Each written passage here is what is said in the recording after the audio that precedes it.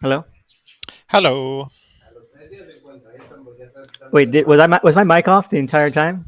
Yes, your mic was off the entire time. Oh, whatever. All right, so welcome to another special Unsourced Wall Livestream where we're taking a look at some weird DC miniseries from the 80s and 90s. Just this whole period where DC decided to throw whatever they could at the wall and see what stuck, and just apparently just had no oversight because a bunch of these I do not see how they saw print. So we're looking at Gilgamesh 2, American Freak, Angel Up, Slash Maraud, Twilight, not that Twilight, and also and maybe another thing here or there. We'll see if we have enough time. I'm here joined with Comrade Bullski. Introduce yourself and what we're going to be talking about today. Right. Hello. Today we are going to be talking about some of the weirdest stuff that DC has published.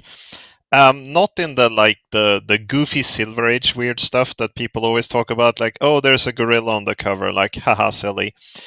But like after the Crisis on Infinite Earths, they basically started branching out into adult comics.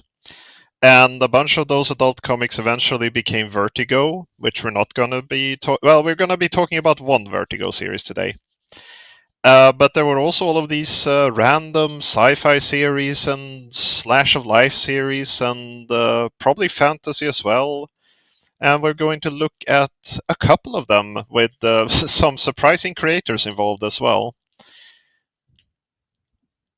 So we're going to be starting off with one I read and one I've obsessed about for years ever since I read it because I just could not believe what I was reading, what I had experienced. And let me just get this all pulled up here. I wish there was an easier way of doing this. Like I could just like trip and drag and drop it. And let's see. We're gonna be talking about Gilgamesh 2 from Jim Starlin and Steve Olive. Oh yeah. Now this is a series. I don't know how to describe it. I don't know why it exists. I don't know why it's called anything. All right, so I'm gonna try to describe this in the simplest way possible. For some reason, Jim Starlin was like, Gilgamesh, the Epic of Gilgamesh, one of the oldest stories of humanity, maybe the oldest story, the preeminent fiction. It's the first thing written down, a narrative, like the narrative. What better way to do anything, call Gilgamesh 2 to that? It was just to retell it, remake it, rewrite it in the 80s about alien hippies.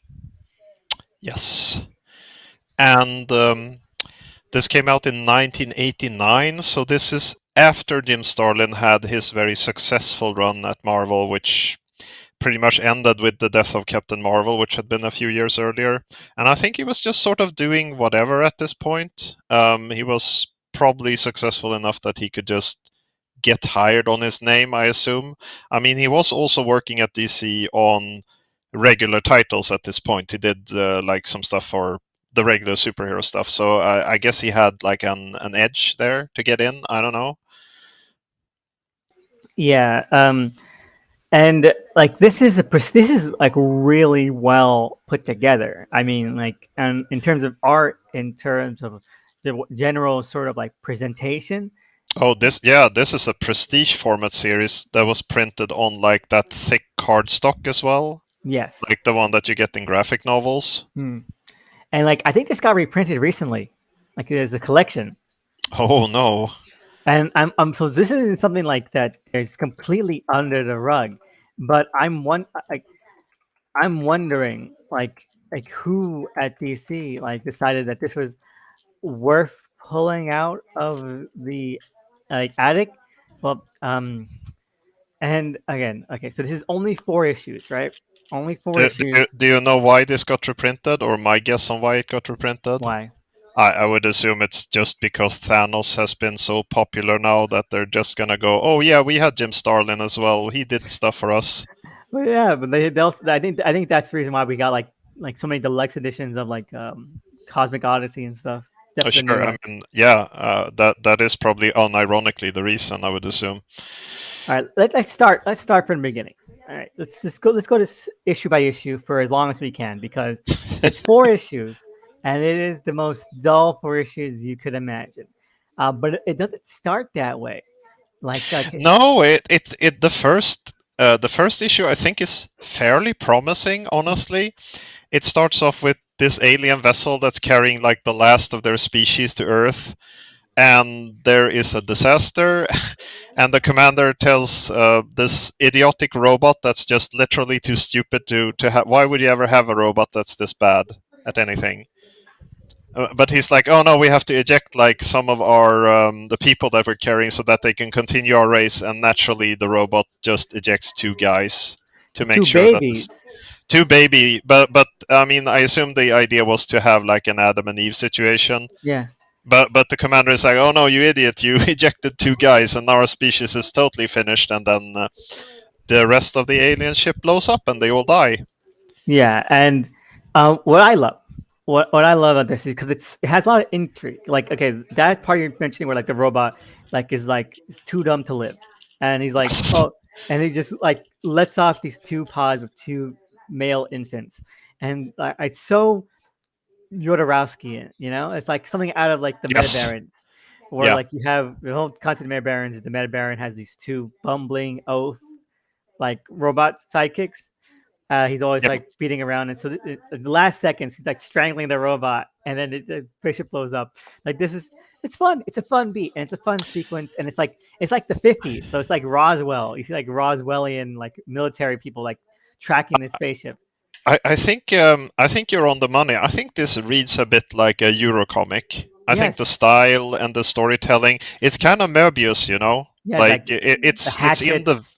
yes, absolutely. The ink, the way he does the inking in this one, it looks kind of like towards Eurocomics. But as you say, it doesn't really continue very. Yeah, the pacing kind of falls off. Yes, because like again, so like that's just like the first like 5 pages, this entire thing we were Yes. talking about, and then the rest is like we skip ahead and we see just like what happened to these two kids, these two babies, and it's honestly like really interesting. Like one of them becomes Yes.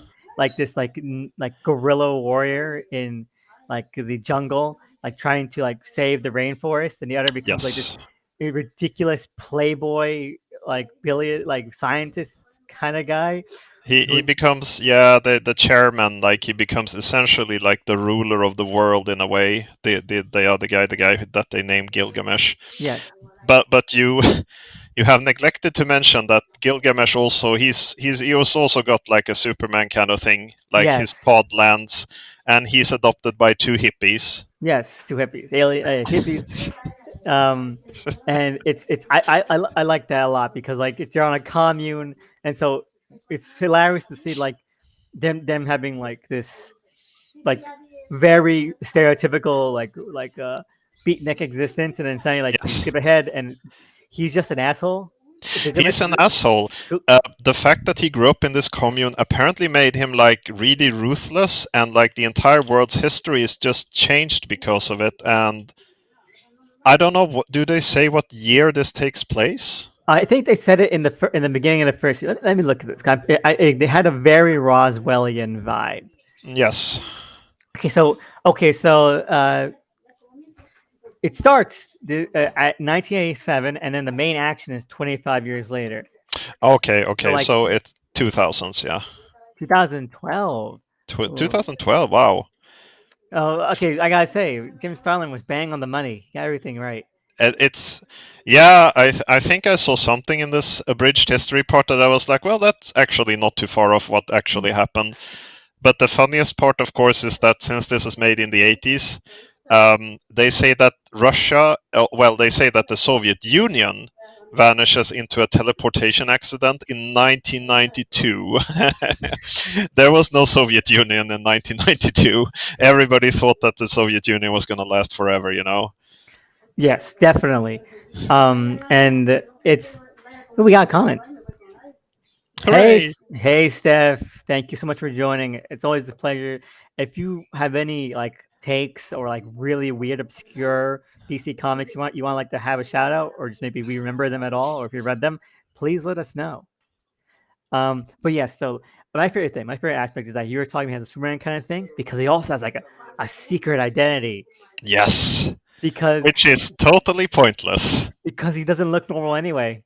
Yeah, These are both hulking, like olive skinned, like like unnatural like beings. Like they're like the Hulk, but like flesh toned. Um, he looks like Jim Starlin always draws his big guys in all of like every comic he's ever done. He looks like Thanos and without the chin thing, and the skin. he's got this very short nose and everything, and these big black eyes. But he doesn't look that different with the mask on. He still looks like the Hulk painted flesh as Caucasian color or And whatever I'm you call wondering it. why he needs a mask as well, Yeah, because like his face is the same. All he really needs is like contacts and the wig. But yeah, like the aliens, their distinguishing marks is that they have like completely onyx eyes and they're yeah, bald, and that's it. that's it. uh, They're just big dudes. and so like when you see his brother, like who's living like a wild man in the forest and eventually gets like a girlfriend, and Oh yeah. he's not that different. He doesn't look any different. Like just the eyes. Yeah, it's just his face. And I love also that in this these scenes where like when Starlin draws crowd scenes in these, they have like the most ridiculous bystanders ever. They look very like Möbius or Jodorowsky characters. Like there's people who look like they stepped out of a Renaissance fair or stuff. Like Exactly. Very like because it's now an alternate history. yeah, Everyone has like this really ornate, flowing, like 70s sci-fi-ish yeah, vibe to yeah, it. yeah, Lots of yeah. I pearls, lots agree. of robes, lots of Yeah, like neon, not neon, but like I guess pastel. I Uh, think I saw at one point. I think I actually saw a dude who had like the Inkal hat, from yes, the Inkal. like that floppy ear hat, right? Yeah, exactly. All right. Yeah, no. And anyway, this is all the first issue. All right, there's a lot to say on the first issue because That's it. it plays its hand way too late. All right, but like when okay, so Gilgamesh and I'm gonna call him Enkidu. I don't know if that's his name in the They name him Otto. He's called the Other yes, because the AI in his pod told him that you are the other, like the other child. yeah. And then they name him Otto, which is not very Well, creative. in the original Gilgamesh myth, the character counterpart was Enkidu. Yeah, Uh, anyway, like and they're brothers. So I'm guessing I'm not sure if they're brothers here, but like I guess they're like the last two. So let's call them brothers. And they get off to a shaky start because, like I said, Gilgamesh is an asshole, and he is a yeah. he wants to be Jesus. he thinks of himself very solipsistically, like he's a narcissist. So like seeing like Yeah.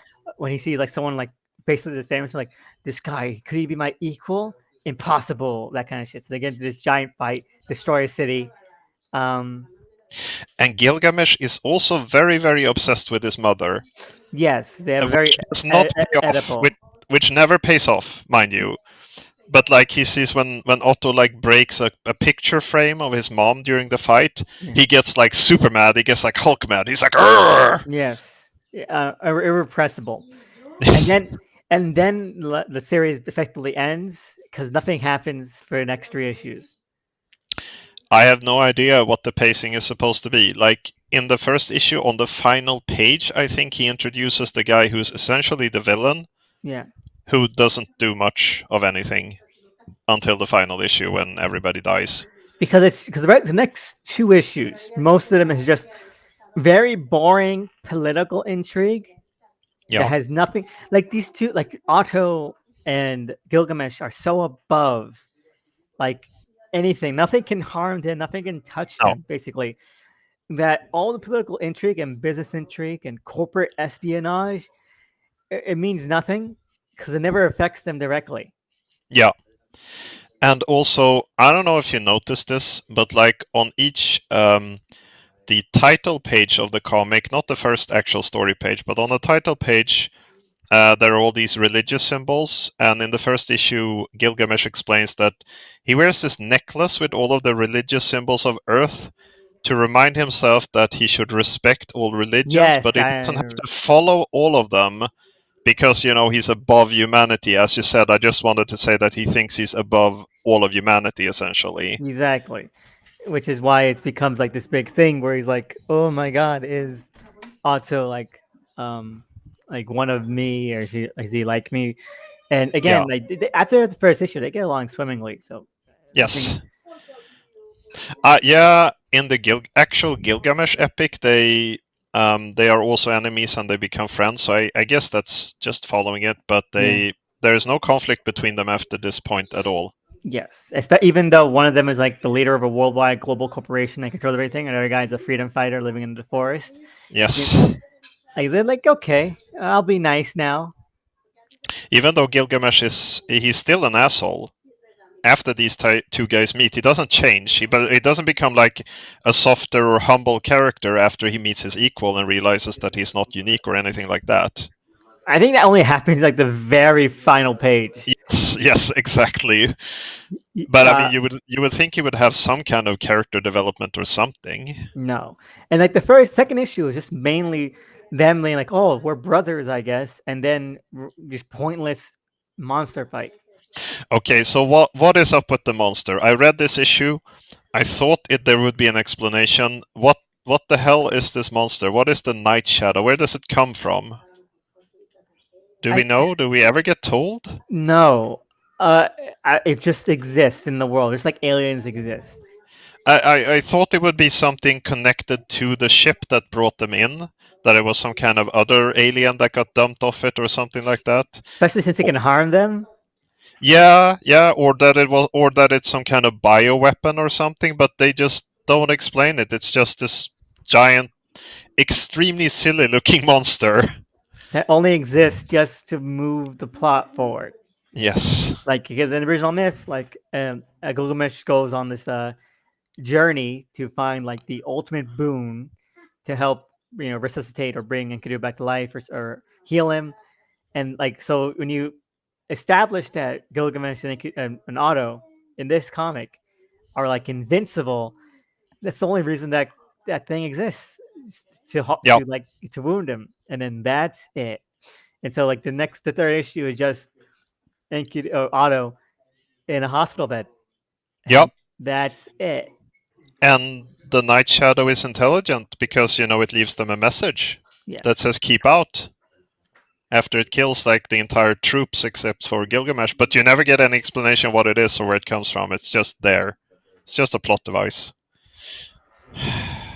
Sigh. Yeah. So okay, let me like we're all up to the third again. There's a giant fight with a ninja that Yes. for no reason, who does nothing. And Otto is already dying, so the ninja trying to assassinate him adds nothing. Yep. The ninja, he was established as far back as the first issue, but Yes. he's basically just been in a few panels per comic, and we don't really either get any explanation why he can harm Gilgamesh, because he can with his super katana thing, whatever it is. Yes. Yeah. Yeah, but he doesn't really yeah, he gets chops up his hand, and then Yeah, but it doesn't phase him at all. And then what happens after that is like he stabs Otto, but Otto is already dying, yeah, so it means nothing. yeah. But he dies anyway, and that makes Gilgamesh go into another Hulk rage, and Yeah. he kills the ninja dude who is a cyborg, and Makes him a human bomb. he Yeah. stuffs his head onto a human bomb and sends him back to this chairman guy who is the villain. Like, he's a very, very ineffectual villain in this series. And then he blows up his headquarters and all of the villains die, and that's the end of issue 3. And then issue 4 is just entirely Gilgamesh getting high, Yep, deciding to go on a trip to find the ultimate boon, yes. and then he comes back a billion years later, and Yeah, and aliens have taken over the Earth at that so point. none of this mattered. None of the political intrigue, none of the business intrigue, none of the corporate intrigue. And it's so ridiculous because like so much time was spent on that, and even as he's on his journey, we got like the corporation killing his mom to take over Yep. humanity. But like, why was that? He never finds out. He never finds out because he never comes back until a billion years later. You think there would be some kind of setup to this, but nope. nothing happens. Or maybe like come back a billion years later, and like, let's see, like it's not a billion years later, and the world's direct result of what happened. But it seems like the aliens would have just taken over humanity, even if he was there. Yeah, Like it's not even the same aliens as him. That would have been fun. Like his race has taken over humanity, yeah, but like it's nothing. It's just random squid, squid, um, peacock, duck aliens. It's yeah. ridiculous. And Yeah, the aliens say that at the point when they arrived on Earth, humanity was already dying out because they had suffered like a major nuclear war at that point. So apparently, when Gilgamesh left, then humanity eventually just fell on each other and everything just collapsed into chaos and they all wiped each other out anyway, which is great. yes, And and the aliens don't know about him, which really freaks him out as well. He's like, "Oh, do you remember like this legendary ruler called Gilgamesh?" And they're like, what?" right, and like he gives them like a little token, and they like just throw it away. They don't give a shit about it. Yeah, yeah. So we should probably explain this. So what Gilgamesh actually does to bring Otto back is that he goes into the hole that was left by the USSR when it collapsed into this teleportation accident. And inside there is like he's doing the thing where Gilgamesh goes into the underworld in the poem, right? Yes.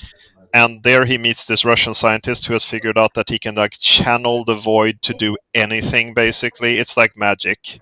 Mm. He gives Gilgamesh this jar of magic dust, like glowy sparks, and Yes. he's like, "Yeah, I'm gonna use this to go back and bring Otto back to life." And then he comes back. It's an eternity later. Nobody knows him. Otto is gone since a long time, and he just releases the magic dust into the wind and goes like, "Okay, well that's it. We're fucked." Oh my god. And again, like there's no sense of tragedy to it because it's been so long. Yeah, Like in the original poem, it has that kind of tragic element because it was all concurrent. It all happens in the same kind of time span. But yeah, if you have like, oh, it's been like a million years later or dozen million years later, the fact that like the world basically ended and that you can't bring your dead friend back to life, yeah. it's not tragic because it becomes expected. Like, oh, of course. Uh, Yeah, there is no arc to this story really. It's just things happening, and especially the ending. Just as I said to you earlier, I think it felt like Jim Starlin couldn't figure out like a really good way to end it, so it just had it like, okay, it just ends there. And I think, as you said, Gilgamesh on the final page, he actually kind of learns a bit of humility that yes. maybe he isn't like the omnipotent creature in the world. I don't know. Yeah, like he's humbled and like he he's like the last page, like him just stripping off all his clothes. He gets rid of like his jewelry, and Yeah, he tells the aliens that there's no place for him in this world, and he just goes back to this ledge that leads back to the teleportation hole, and he just jumps off and starts taking all of his armor off, and then finally he tears his mask off, and then he just vanishes yeah, forever. and the mask is like rigid mortised into like his crying face, which is it's nice because you never really see Gilgamesh express that kind of emotion. No, he's a very as you said, he's a very stoic character generally, except when he gets really angry, and he's not likable in any way. Like he's not an interesting protagonist to follow because he's so unlikable. Um, I think the good thing, like the original poem Gilgamesh, um, Gilgamesh is a very human hero. Like he gets the point of it is more or less that he gets very like he's very scared of death, and you know that's a very human thing. And he basically does things in order to see if he can make people live forever. But in this story, Gilgamesh is this alien, and he doesn't really empathize with humanity or anything. I mean, you see him beating. He beats up his some of his servants at some point, I think. Yes, Right? He just casually beats people who are less powerful than him. Like, okay, why do we care about this guy? again, like it's a nothing comic. Um, Mm. it is. It's really pretty, and like you said, it has that European flavor in Yeah, terms of like in terms of its art style, in terms of its aesthetic, the coloring, the inking. the Steve Olive coloring in this is so good. I just really like these very soft tones that he Yeah, uses for everything. It's not bland. It doesn't look like a modern digital comic where everything beautiful. is just like Honestly, realistic. But the colors are gorgeous. It's so good. Like it looks so nice. The production values are just. I mean, this is by far the nicest looking out of all of the comics we're gonna look at today. I can say. and it's funny because I'm looking up like how like the original epic ends, and like yes, he failed, and Kato still died Yeah, and remained dead, but like he came out the end of it like, oh yeah, you're everyone knows Gilgamesh. I think. Yeah, I think the original Gilgamesh understands.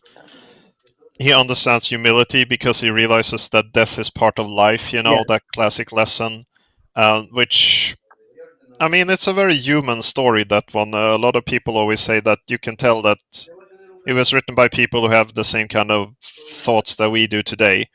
Which I don't think we can say that about Gilgamesh 2, really. no, not at all. And I don't know. I feel like it's gonna be a very common theme here, but this is a series you only read for the art. Yeah, The art is so good. Like absolutely. flipping through it, it's like a gallery. You know, Yeah. uh, like E- like e- the big splash pages, even though the story is ridiculous, I think the big splash pages are great. Like the page where Gilgamesh finally destroys the Night Shadow in Volume 2 on top of the pyramid. It's framed so well, like he's framed against the sky.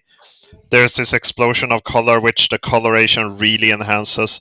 It looks so cool. It's just a shame that the story couldn't have been a bit better. yes, the more interesting. You don't really like it wants to be this epic kind of story. It has an epic feel to it in its presentation, in the narration, in the scope of the story, but it never says anything above the ridiculous. No. And as I said before, I think for me at least, one of the major things that just turns me off on this is that there is no character in this for me to empathize with. There's nobody in this comic that I care about. Uh, there are, I mean, like even Otto, he's mostly just a cipher. He doesn't have much in the way of motivation. He just ends up just following what Gilgamesh does. So there's not really a protagonist that I like in this comic. I'm like, okay, yeah, sure, they're mostly just kind of horrible people. Yeah, no, and Otto has like the most potential too, because like they start out at such distinct and separate ends of the spectrum, right? Yes, And like, yes, but like, and so like he's like going out like taking out these like log cutters and all this yeah, industry going on in the forest. Like that's cool. He's like mysterious. He's like living off the land, and then uh, are the forests ever come back? Does that ever mean anything? no, I Ugh, don't think so. Jesus Christ, this comic. But yes, there's no after the first issue fight, there is no conflict between them because Otto just ends up doing exact everything that Gilgamesh tells him. Like he doesn't even question it. He's just like, "Oh, he's my brother, and I love him," and okay. But there's nothing between them anymore, and it's so boring. Yeah, Like no dynamic. There's no dynamic. there's no dynamic. Absolutely. You know what surprised me about this comic, What? though? I'm fucking stunned that we have read a Jim Starlin futuristic comic, like a Jim Starlin sci-fi comic that doesn't have organized religion as the main villains. Like I'm fucking stunned to my core. He even fit that Because into the new gods of all things. oh no, but like Dreadstar, you know, Yes. the his independent comic, Adam Warlock, Didn't Red Star get like reprinted as well recently? sure, and I think it's like, isn't that still going? Because I mean, he handed that over to other creators as well. So sometimes there's like a Dreadstar mini or something. Yes, yes. I mean, yeah, because yeah, I'm looking at it now, and it says like there's 102 issues of Dreadstar, and I doubt that Starlin did all of those. Yeah, I don't. Yeah, definitely like the main chunk though. Yeah, no, but what I was saying was that Jim Starlin has major beef with organized Mm, religion, and religion isn't really even a factor in this comic. It's mentioned, but it's not like anything that's important to the story at all. So yes, yeah, good on you, Starlin, for breaking your box. yes. All right. So any last thoughts before we move on to the next one? Uh, um, I have been looking at who has been editing these issues. Yes. Because the editors are presumably the people who approved of these comics. Do you know who edited Gilgamesh 2? Do you want to guess? No idea. Denny O'Neil, actually. Oh my god. So Denny actually reached out and was like, "Hey, Jim Starlin, do you want to do like a really boring 4-issue series for us?" And Starlin was like, "Yeah, I'm your dude." I don't know. I thought it would be a Mike Gold comic because Mike Gold's name is going to turn up a lot in these No, later, but no. nope. All right. So I chose one. How about you choose the next one? Okay. Oh, what's on the list? What do we have? Should we just talk about Slash Maraud now? Let's do it. All right. Let's do this. Let Let's me get. talk about Slash Maraud. Oh, you sound reluctant. I don't know, man. Yeah. Yeah. No. So I'll do the introduction for this one, I Yeah, guess yeah, then. yeah. Okay. So Slash Maraud, it came out in 1987, so it's still in the same era. It's definitely the same period. It's a 6-issue miniseries. It's not connected to, once again, none of these are connected to the DC universe except one, which we're going to get into later. It's just this totally freestanding science fiction story. Um, and this one is written by Doug Munch? I don't know how you say that name. Yes. He Munch. is, yes, he wrote a lot of like Daredevil and Batman and stuff like that.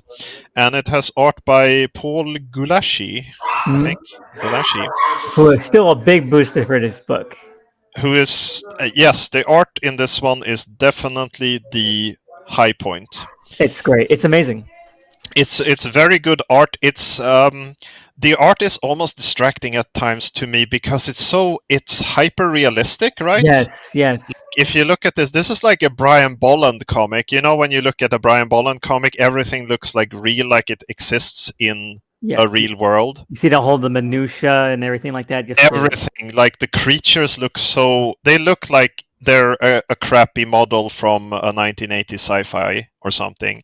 The bike, just looking at the first page of the first issue, like Slash's bike is drawn in such excruciating detail. yes, Like this comic looks fucking amazing. Like, to honestly, like this is some high grade shit.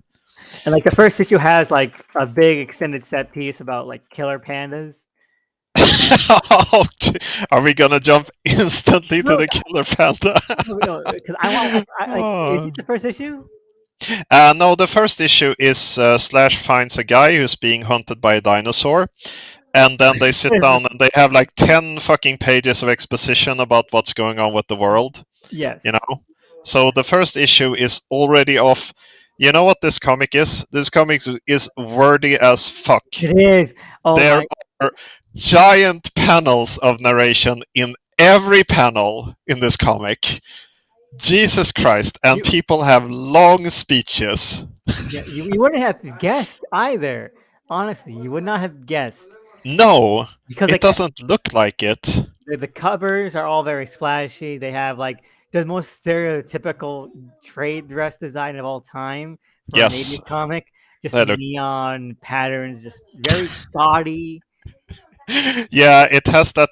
Yeah, oh man, the cover design. Like, the first issue is like baby blue, and then there are these little floating squares and triangles. That's so 80s, it almost hurts. Yes, and like just that like slash maraud Yeah, in that footloose font.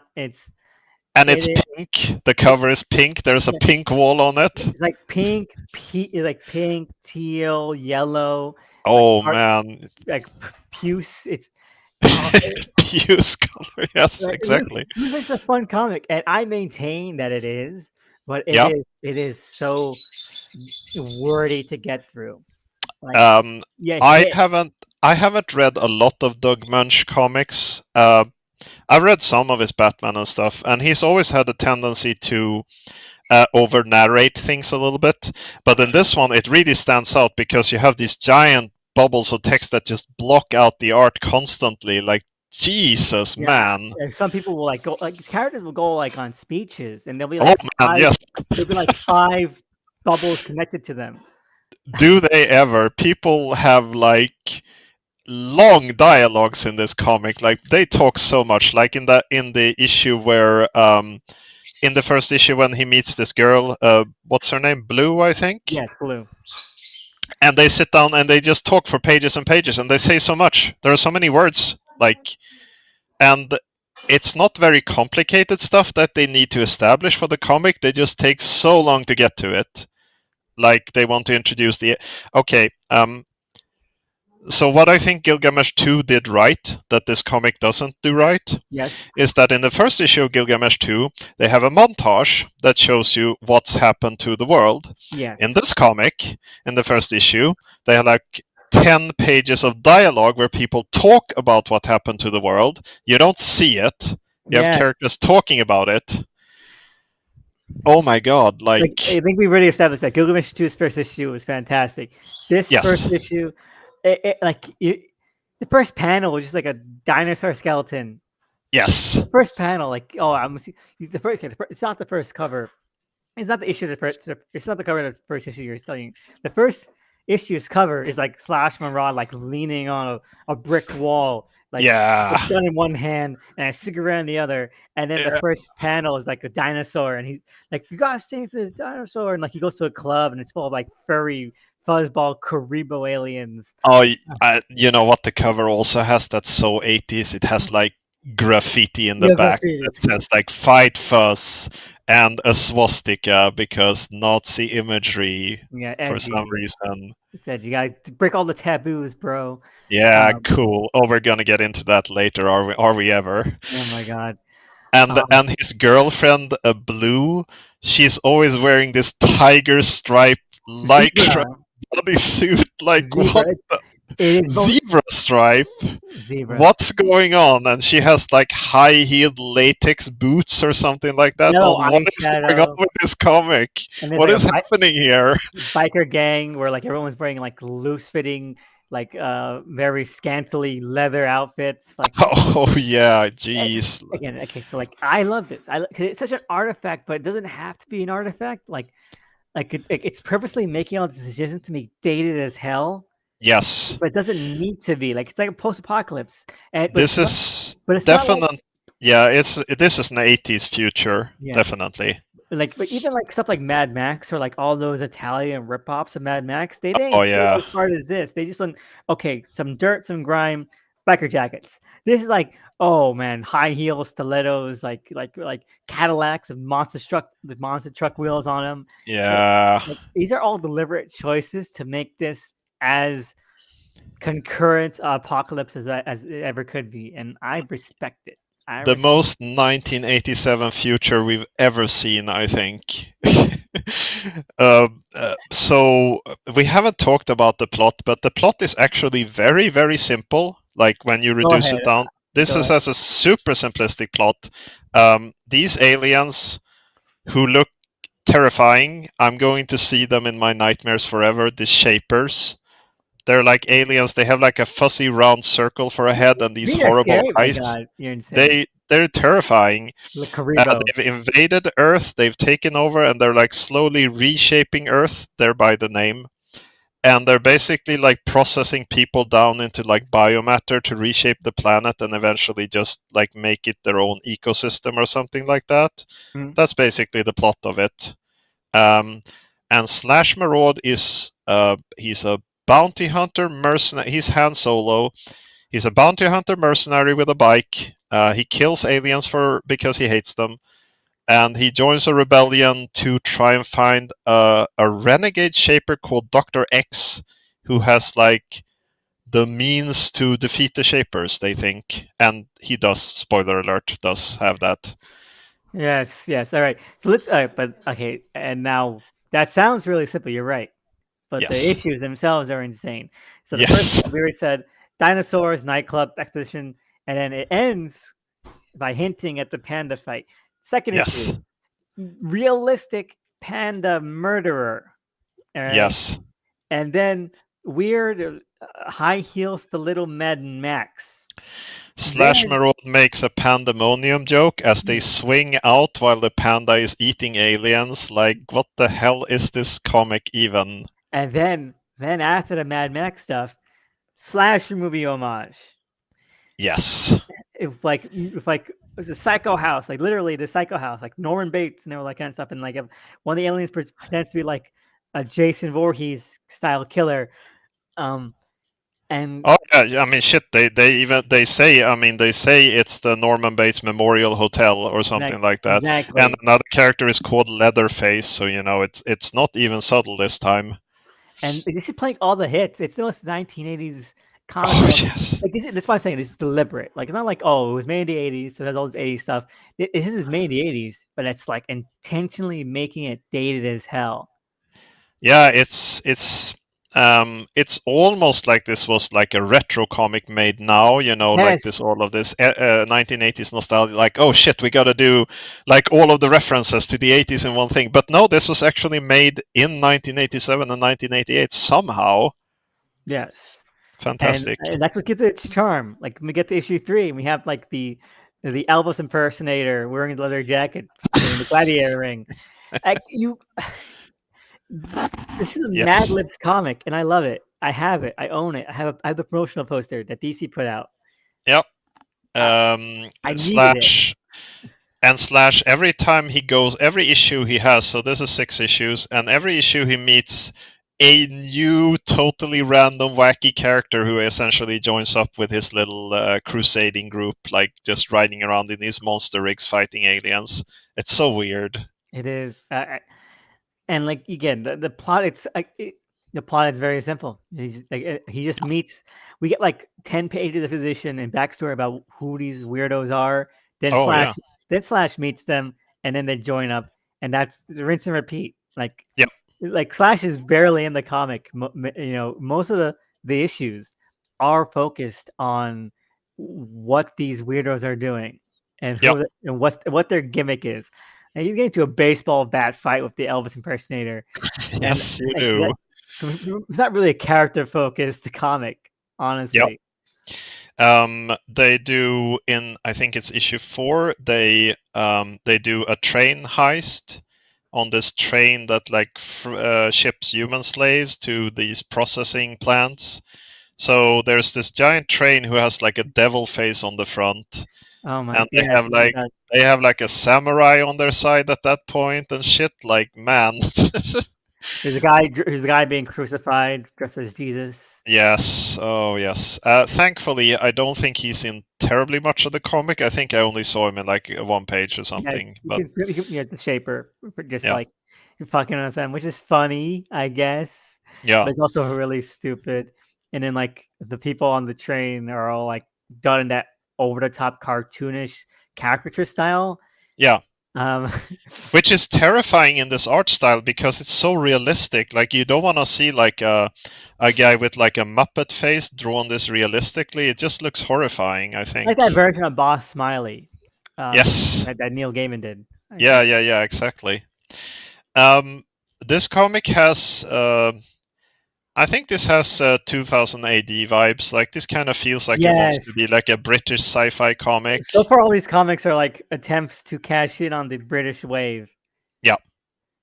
I think if Gilgamesh 2 was more French, then this is definitely more British because this Oh, really has that B movie feel. like the cursed earth. It feels like the cursed earth. Like It does. we have like the Burger Wars, you know, Yes. like that infamous band chapter where like you have like the king warlords of McDonald's and Burger King Right, going at right, it. right. Yes, yeah.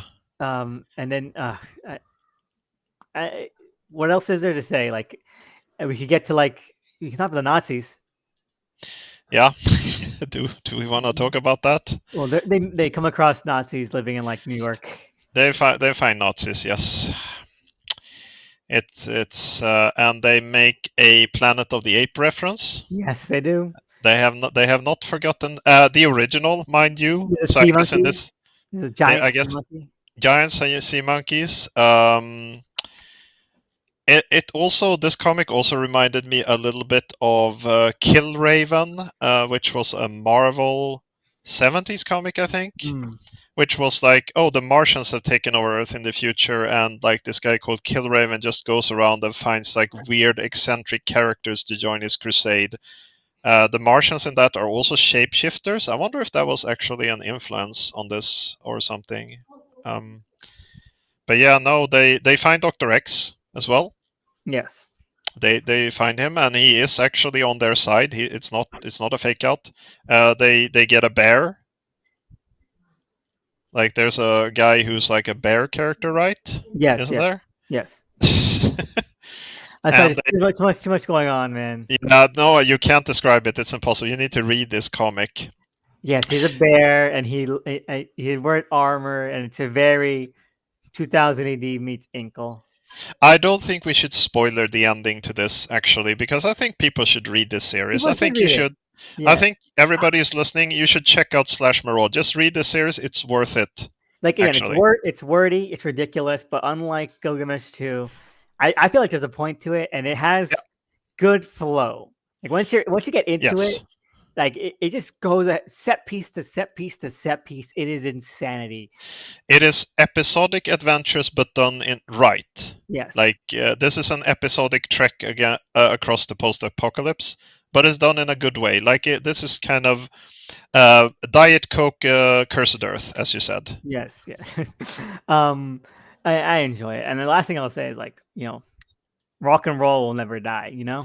Oh goodness. Yeah. Does that mean that you've also given a hint what the next comic is going to be? If you want, I can barely remember anything about that comic. No. Let me get the cover out while you say your final thoughts on this.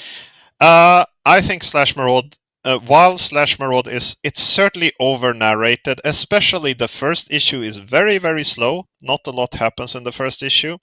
But it's kind of the inverse of Gilgamesh 2, where the first issue was great, the other issues are super boring. In this series, the first issue is kind of boring, and the next issues are just a fun-filled thrill ride all the way. It's Yeah, cheesy, it's schlock, it's 1980s. It's the most 1980s comics you've ever seen, and it's time good. capsule. It's a time capsule, and I think it's a hidden gem, actually. Me too. Honestly, Like it has one of the best promo posters ever as well. Like I think it has Bowie reference. It has to be a Bowie reference. Like there are so many references in this comic to like contemporary 1980s culture. yes, Like, man, like I said, if you showed me this, like updated HD scans of this, I would probably think that it was like done now. Like, oh, this is like a cute 1980s reference, but nope, it's authentic. they need to reprint this. They should. I don't know. I assume that most of these are creator owned. Yes, probably. Maybe. I don't know what DC's policy was at the time. It feels like it should be creator owned, right? Yeah, Or, right. right? Again, I know that Golassi is still boosting his comic every time someone mentions it. He's like, "Oh yeah," retweets. But it's great. Like he should be proud of it because it's nice. Uh, and I like to mention who edited this comic, which is essentially who okayed it. Do you know who edited this comic without looking it up? No, I can't. Doug Munch did. he approved of his own project, man. Oh, good. No wonder. Good on him. But at some point, someone would have had to have like stepped in. But nope. Now he has. There's another guy listed, like co-editor Andy Helfer, who worked a lot for DC at the time. But I assume that Munch was just doing this as a vanity project, and it's fine. It's good. I'm okay with that. Clearly, yes. Yes. Let's move along to the. Well, I feel like we're going like at ups and downs here. Yeah. Right, Oh no. we're heading into Sonic Disruptors. We're heading into Mike Barron's masterpiece. Mike Barron's his epic, his magnum opus. Yes, exactly. The United States of America versus the United States of rock and roll. Yeah. Promised a lot. It promises a lot. Delivers little. Very, very little. So do you want to Describe. summarize the story for our, well, summarize the series for our listeners, maybe? Okay, good, because I was about to say, like, what story? Um, right, so You can tell us about the comic itself. okay, so Sonic Disruptors was meant to be a 12-issue series. You can see that right there on the first cover, which is a fantastic cover, fantastic logo, fantastic posters, fantastic promos, um, and the plot, as I can glean it, because there's very little that goes on in the series, is that there is this pirate radio satellite that is enabling this revolutionary rebellion force against a militaristic United States American government through the sounds of rock and roll. And Yes. that's a really cool plot. And the promos are very like, yeah, man, we're not gonna take it anymore. We're just rock and roll. We're living on the edge. This is like Oh, yeah. radical. It's off the wall. And then the comic itself is it's nothing. Pretty bland, It's very honestly. bland. Go. You describe some of the bland stuff because I can barely wrap my hand around this. Um, so yeah, this was supposed to be a 12-issue series, and it only lasted until issue 7. Yeah, 7. 7, yes. It was written by Mac Barron, who he wrote an awful lot of Punisher stuff for Marvel, and he's done a bunch of other stuff. And today, I think he's associated with Comicsgate, actually, which is Yeah, really weird. Which is really Which, weird if you read this comic. Like yeah, that's well, not. oh, I can't believe Sonic Disruptors was so political. Let's just cancel Sonic No, Disruptors. but man, like, have you read some of the political commentary on this? This is a fucking parody of like Republicans in It this. is. So It is. That's what I'm saying. I Like, cannot comprehend how those two people can be the same. I don't know what happened, but like this is filled with. So obviously the theme in this series is music, but most of the music references are very bland. You know, you make references to Elvis and all of that stuff, and they play like one or two lyrics. there's a bit of lyrics. I mean, they do have some references, like they reference all about the Buzzcocks in the first issue, which is Yes. kind of funny. Um, they also say that Prince is still alive and like 70 years old, which is that prediction didn't turn out too well, did it? No, no, it didn't. But I think what really what doesn't work in this series, for me at least, is that this is a series where all of the characters are caricatures. Like the main leader of the United States is such a fucking parody of a man, that the fat guy with the mustache. Like he's not a real person in any way. He's just a total parody of an authority figure. And I don't think, like, it's just so bland. Like the action set pieces aren't that interesting. They go around, they have like the issues have like stuff about various music genres in them, but it's not very interesting. It doesn't really say anything. And like it's not integrated into the story at all, like No, tonally, atmospherically, thematically. Like it just wants to no. use the trappings of music, but without knowing how to handle music. Like if you, I want like it's gonna sound like an unfair comparison because it is, but like I, if you look at something like Young Liars, right? Like Yeah. Young Liars by David Lapham. Young Liars is the comic also about music. It's about like Yes. this person's like relationship with music. Like Yeah. as he go, like it's also like it's a bunch of things like that. But thematically, it's about music, about like how he's music influence and like how he uses music to reshape and to like manage his mindset and manage perception reality. So Mm. it'll start with like not even like songs the character listens to, but songs that David Lapham said he was listening to when he made the comic, or the issue Yeah, exactly. The songs influence the style of the comic. and the story, yeah. Yeah. In And like Sonic Disruptors, it's more like they just talk about music all the time. They just yeah, make music references, and then they have like a battle of the bands and stuff. and it's just like the most bog standard, like political military intrigue. Like it's like a soap opera. Yes. Yes. Which is not helped by the fact that, as I said earlier, like all of the characters are super caricatured. Like the evil government, like he's always fuming about, like, they drop a lot of like, yeah, there's a lot of offensive language in this one, but it's all spoken by the villains at least. Yeah, I know, and it feels like kind of thing like, oh hey, So whenever I see something like that, I find it weird. Like we're gonna make this character like racist or something, and it feels like just an excuse to like have like the most ridiculous long list of slurs in one page. Yes. Like Yeah. okay, okay, Oh man, later on there's like there's an evil minister because of course there's gonna be a Christian like there's evil Christians who want people to listen to like mind brainwashing like Christian music that tells you that the government is all right, right?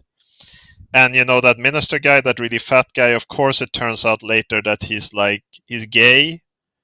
So you know you see him in bed with like a dude, right? Later on, and yeah, he likes to be spanked because of course he does. Like you know he's always yeah. There's that all old of that kind chestnut, of yeah. yeah. There's all of that kind of commentary. But the main character is called Shake, Rattle, and Roll as well because yeah, goodness. I don't even want to talk about this. Um, What what does it about say?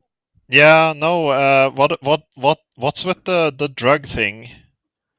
Like there's this female character who's this freedom fighter, and he takes her up onto the satellite, and then she gets really freaked out that he grows marijuana there. And it's just like again, it just shows us just the disconnect between what the hell are even trying to say. And I don't know. like I And think like doesn't the first song like they actually drop lyrics of like "Rock Around the Clock" yeah, like from the 50s? a lot of the music references in this are from the 50s or the 60s.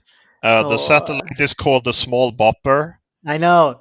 Oh my god, I hate this song. I hate this song. I think you see like various like at one point I think you see like James Dean in a panel just walk by. Yeah, So there's this 50s style to it, which I assume that's it's probably stuff that Mike Barron knew when he was a kid. it's just so stuffy. You know, Yes. like again with like something like Young Liars or even Stray Bullets or even like the Young and the Wicked and the Divine, Yeah. right? By Karen Gillan. Those feel like they have momentum. They have like energy. They have like Yeah. anima. You know, there's Yeah. youthfulness and enthusiasm. This has no enthusiasm, man. It just No. goes through the same old tired beats, which is not something you should have when your comic is like the youth generation. You know? Yeah. This is definitely not a comic that's in tune with like the kids in any way. This is very much a hello fellow kids situation, I think. Yes, exactly. Um, there's this part that I didn't follow at all in the middle. There is this maid who sleeps with the general and she steals something and then she's never seen again. I don't know what's happening. Like these subplots that don't go anywhere. I don't follow this comic. Apparently, Mike Barron in interviews has been asked if he wants to come back and finish this, and he said, "No, no, I don't like this comic. I think it's a dud." It And you know, is. it is a dud. It is done. And I there's no story to even finish, man. Like what I don't think you need 12 issues to tell like No, the most generic story of all time. these other series that we have talked about and that we're gonna talk about, they are 6 issues maximum. I Yeah. think most of them. Um, well, most of them around there. This issue doesn't even feel like it lasted for those 7 issues. Like by the 7th issue, I was like, Jesus Christ, this is over. Can this be over? Because it's just going. Like he just ran out of ideas. Or he didn't Yeah. have an idea. He had an aesthetic Yes. and then that's I it. mean, as you said, the ad looks promising. You have these kids with guitars fighting the military, and you think like, oh yeah, this is gonna be like some cheesy '80s thing, but it's so boring. Yeah, I think we read this like right after Slash Maraud. Because Yeah, and when we read this, we were trying to look for the next Slash Maraud, and we got this instead. this is not the next Slash Maraud. Slash Maraud, this, you want to read Sonic Disruptors done right, read Slash Maraud. And all of the characters are like some kind of parody or homage or reference or something. There's a guy who looks like he's from Run DMC, a black guy. There's a guy called Wolfgang Amadeus Bang, who Yes. has like a freak head which nobody ever comments on. It's as big as his torso. And he's like a Rambo reference. I don't understand. I do not understand this comic. It's not interesting. The art is by Barry Crane, who hasn't done a lot of stuff. Like I'm That just isn't looking at bad. his.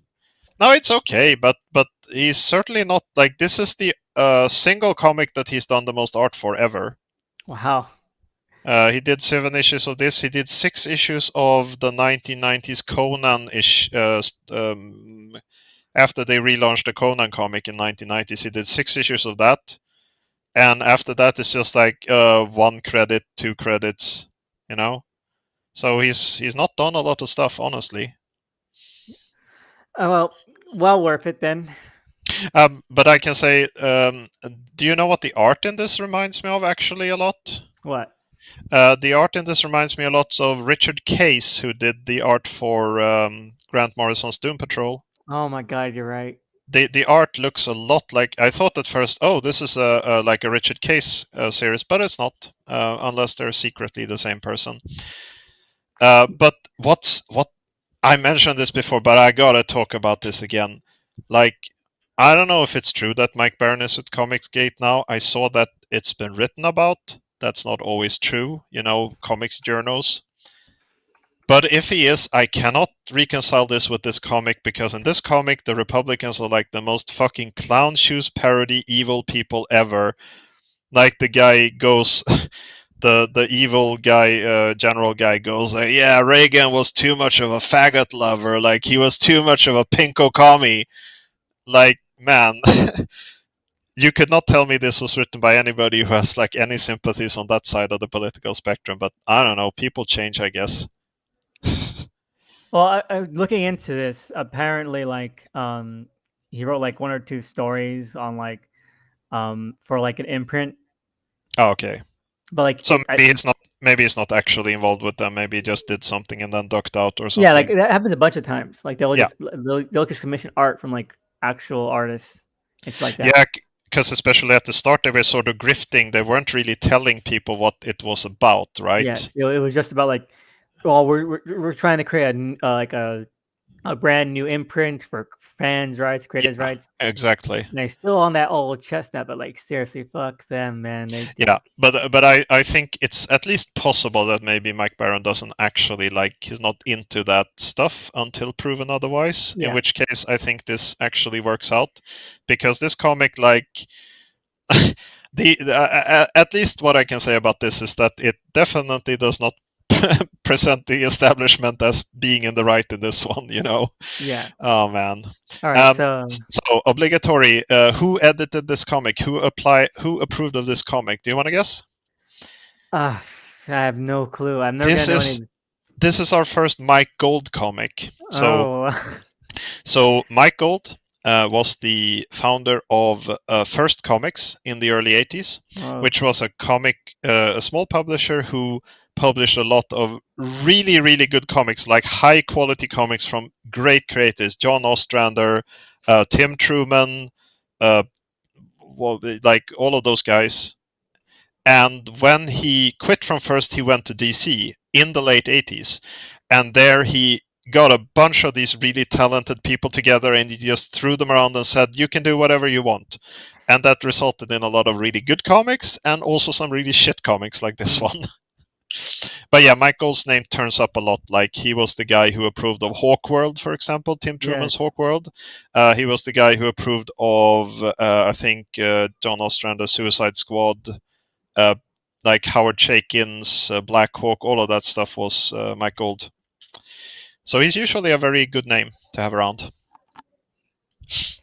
But yeah, I don't think we can say anything more about Sonic Disruptors. I just want to mention that, like, before we start recording, I was like, you know what? I reread Sonic Disruptors, and I think I like it a little bit better. It's not good, and like, but I think I get a little bit more out of it. And then we started talking about it, and all of that flew out the window. All of that boredom just flowed back in like, oh yeah, Yes. nothing happened in this story, did it? Like, No, nothing does. All right, so let's roll the wheel. What should we talk about next? all right, shall we talk about like a comic that's pretty good instead? Like just switch taste a little bit. All right, because I'm gonna be surprised. I'm gonna be surprised what you say. Which one? So I wanted to talk a little about Twilight, Oh my actually. god.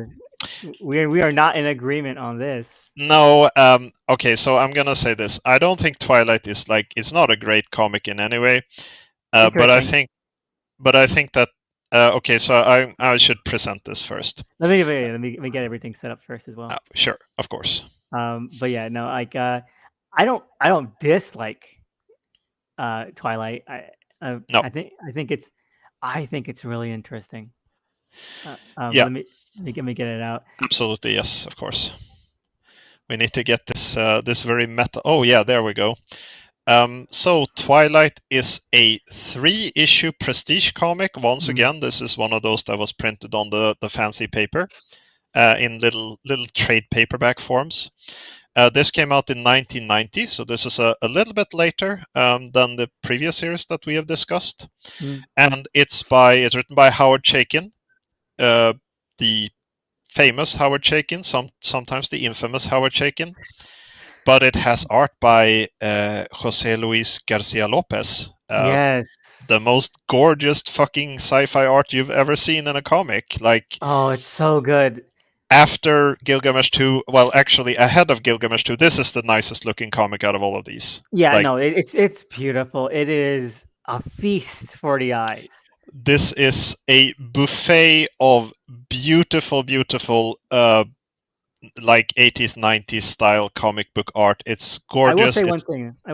One thing. Between this and Gilgamesh 2, which are both, I believe, they both had the influence of like Steve Olive, right? Yes. I think Gilgamesh 2 edges this out in terms of like that area at least.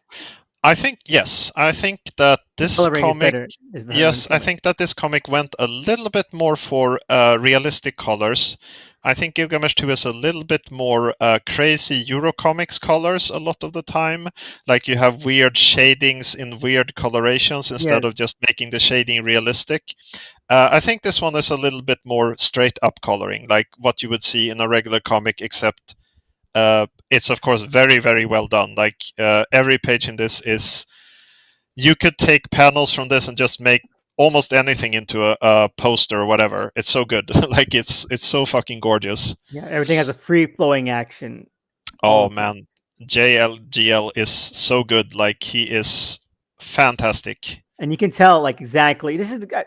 If I want to like give an example of like how influential Garcia Lopez was, Yeah. I would point to this, like Yeah. because this has stuff that looks classic. It has stuff that looks like contemporary. It has stuff that looks European, Yeah. and it has stuff that looks like today. Like there are panels I could line up between this and a Gary Frank comic, and Yes. you can see exactly like how much Gary Frank is riffing on Garcia Lopez. Especially in the faces, Exactly. with those faces with the little dimples. That's, you can definitely see And the the influence. wrinkles around the eyes, like But like I'm looking at in the first issue on the first 2-page spread where you see tomorrow.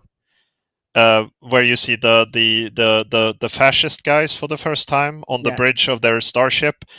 That page is incredible. Like the framing, the way he's done the framing of it, the leader on the left side, this bear rug thing, there's a big arch with banners on it in the background, and then you see just the space armada outside of the window or the view screen in the background. Such scope and depth, man. It's amazing. It's cinematic. This is cinematic comics at their best. Yes. Like fantastic. 10 out of 10. Perfect. These robots that you see all of the time, these AI robots that go around, gorgeous. They're so amazing. Like they're like something that you would see like in these Simon Stålenhag paintings, today. That kind of style of, like, they look realistic, but they're also super alien and fantastic looking. It's so good. All right, so should we get into the story? Yes, which is the lesser part of this comic, unfortunately. Yeah, definitely. It's what you need to understand about this comic is that basically this comic takes a bunch of like 1950s and 60s sci-fi characters that DC had, and it sort of tries to reimagine them as a contemporary space opera type of thing. Much more realistic, much more gritty, much more violent. There's lots of blood in this. It's a very violent comic. And it's very Howard Chaykin. I feel it feels a Yes, lot like many of his reboots. That oh yeah, everybody's like very gritty, and most of the main characters are kind of unpleasant. Like there's a lot of asshole characters in this. But it has like all of these characters, like these goofy 50s sci-fi characters, like the Star Rovers, Star uh, Hawkins, Star Hawkins, Iron Wolf is in there at some point. Space Cabbie for some reason. Space Cab is in there. He's not very fun in this, unfortunately. I thought he was like the only good part of the last couple Okay, issues. yeah, oh, sure, yes, I would agree with that. And I think that the premise in this is something like I I think don't at some understand. yeah. Like again, you say it's very Chaykin, but I feel like Chaykin just took the names and then nothing else. It's no. I think like the thing that really broke me with this, the thing that really told me that this is a Chaykin comic is that Star Hawkins has this cute robot maid character in the original comics, and in this one she's like a hyper realistic sex robot Yes, thing that he abuses. that he abuses, and that is so like that's such a Chaykin thing. It's almost Frank Millerish, you Yeah, know. yeah, and so like, okay, this is what I want to talk about because like this isn't the first time anyone's ever said this, but it is kind of funny how um Alan Moore had like this pitch for Twilight of the Superheroes, Yeah, which and this is a comic that came out called Twilight, and they're very similar. yeah, But they cover different aspects of the DC universe. mm, Whereas like in the Twilight superhero that Alan Moore had cooked up, it was like lots of sex, drugs, grittiness, noir. But Billy Batson is into BDSM and he gets his throat slit while in the middle of yeah, sex, that kind of shit. And this yep, is like Twilight as it is like yeah, sex, drugs, gore, grittiness, noir, fucking what's his name, Manhunter 2070 yep. is like He's in there. he's into like orgies with machine sex slaves. Like, what the fuck is Yeah, this? I don't. it re- I can't get into it. None of this makes sense. what I yeah it's very much I feel in a lot of cases it's just edge for the sake of edge, it doesn't really serve the story. It's just oh we need to show how mature this is, like oh we gotta show these characters massacring a bunch of people. um and I think is Tommy Tomorrow the villain in this? Yes, Tommy Tomorrow. Yeah, he's the villain. He's the Is Tommy fascist guy. Tomorrow the villain? Man, that's like one of the most like naive, optimistic like space cadet heroes that DC has had. He's like he's a Hitler. Like he's got fucking swastikas on his icons in this comic. Yeah. Not even subtly, like. And then so Carol Sorensen from like the Star Rovers Yes. becomes God in this. She becomes Dr. Manhattan, Yes. right? Yes. That's what happens. But She like the nice gets side of Manhattan because she just like she doesn't really change. yeah, And it's like there's no interesting aspect to that. Like, oh, and then she became a god. Next issue. Hi, I'm the same. But just yeah. But she starts my font is different. My font is yeah, different. but she becomes like a rallying point for this rebellion thingamabob of some Also, kind. everyone becomes immortal, and I feel like that was like that was the most desperate way of trying to get these characters to align a little bit to like Yeah. what to the source material. Like Yes. because like in the source material, um, Star Rovers, Star Hawkins, Manhunter, Tommy Tomorrow, all that kind of stuff, Space Cavalry, they're all from different eras, time They periods. exist in very different time periods in the original comics. They range from, I think in the original Star Rovers comics, they say that it's like the 2000s. Yeah. I think they drop like, oh, it's 2005. Remember when Earth had that interplanetary empire 15 years ago? Um, and then some of them are just like, oh, it's the year 3000 or something like that. So that it's a very wide spectrum, definitely. Yes, exactly. And so I feel like making everyone immortal was that way of being like, okay, this is how they could all live to the time periods as usual. Yeah, Wh- when Which, they which, have become, and everybody has also lived for so long that they are super cynical, or at least that's how I interpret it. Fair, Like, like they're not that much more cynical than they were before they became immortal, yeah, and which is really weird. Like I feel like that was such a desperate attempt to do that because yeah. it's pointless because they're so different to begin with. You don't have to, and I think they mentioned a Legion of Superheroes like in a passing reference to them. I think so, but I could not find it when I tried to find it again. But I mean, it's in there, I assume.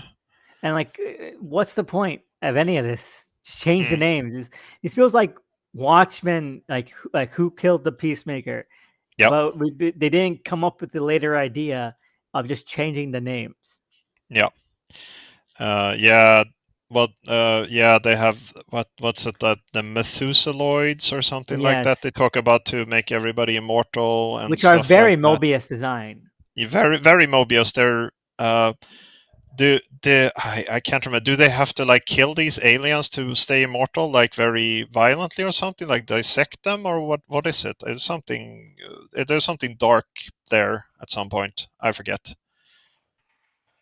Yes, exactly. I it's hard because like this is also a very wordy comic. It's very depthy. It's Yep, probably the longest issues of any comic here, like 60 pages an issue, yep, and it's got this weird structure to it because it's told through various internested flashbacks. yep, Like you have the overall framing device, which is one of the Star Rovers just narrating out to the void. And then yep, inside his flashbacks, we got his next youngest self. And then within that, we have flashbacks to his younger days. And yep. then we just kind of cycle through them. And it's like, and the the narration itself is diegetic. So narration that will start on one page and then Yep. stop on the next will pick up 5 pages later, but the break between them will be instantaneous. So he'll be like, "Oh fuck, my head hurts." Yeah. The thing that I will say at least about this comic is that despite the fact that it's very over narrated, there are very, very few panels in this comic that are just people talking. JLGL, he frames every panel in an interesting way, I think, even when there's just characters exchanging information. So it looks very dynamic. It's just that the information that you get isn't super interesting in a lot of the time, like the actual text. Yes, I just wish it was more interesting because it feel again, it's much like Illumination 2. It feels like it's trying to build up to something, like trying to say something. Yep. I don't think it ever says anything like, "Oh, also, I guess I ended up banging this other girl." The end. Yeah. Pretty much, it feels a lot like we want to do a Watchman for these space characters, and that's basically it.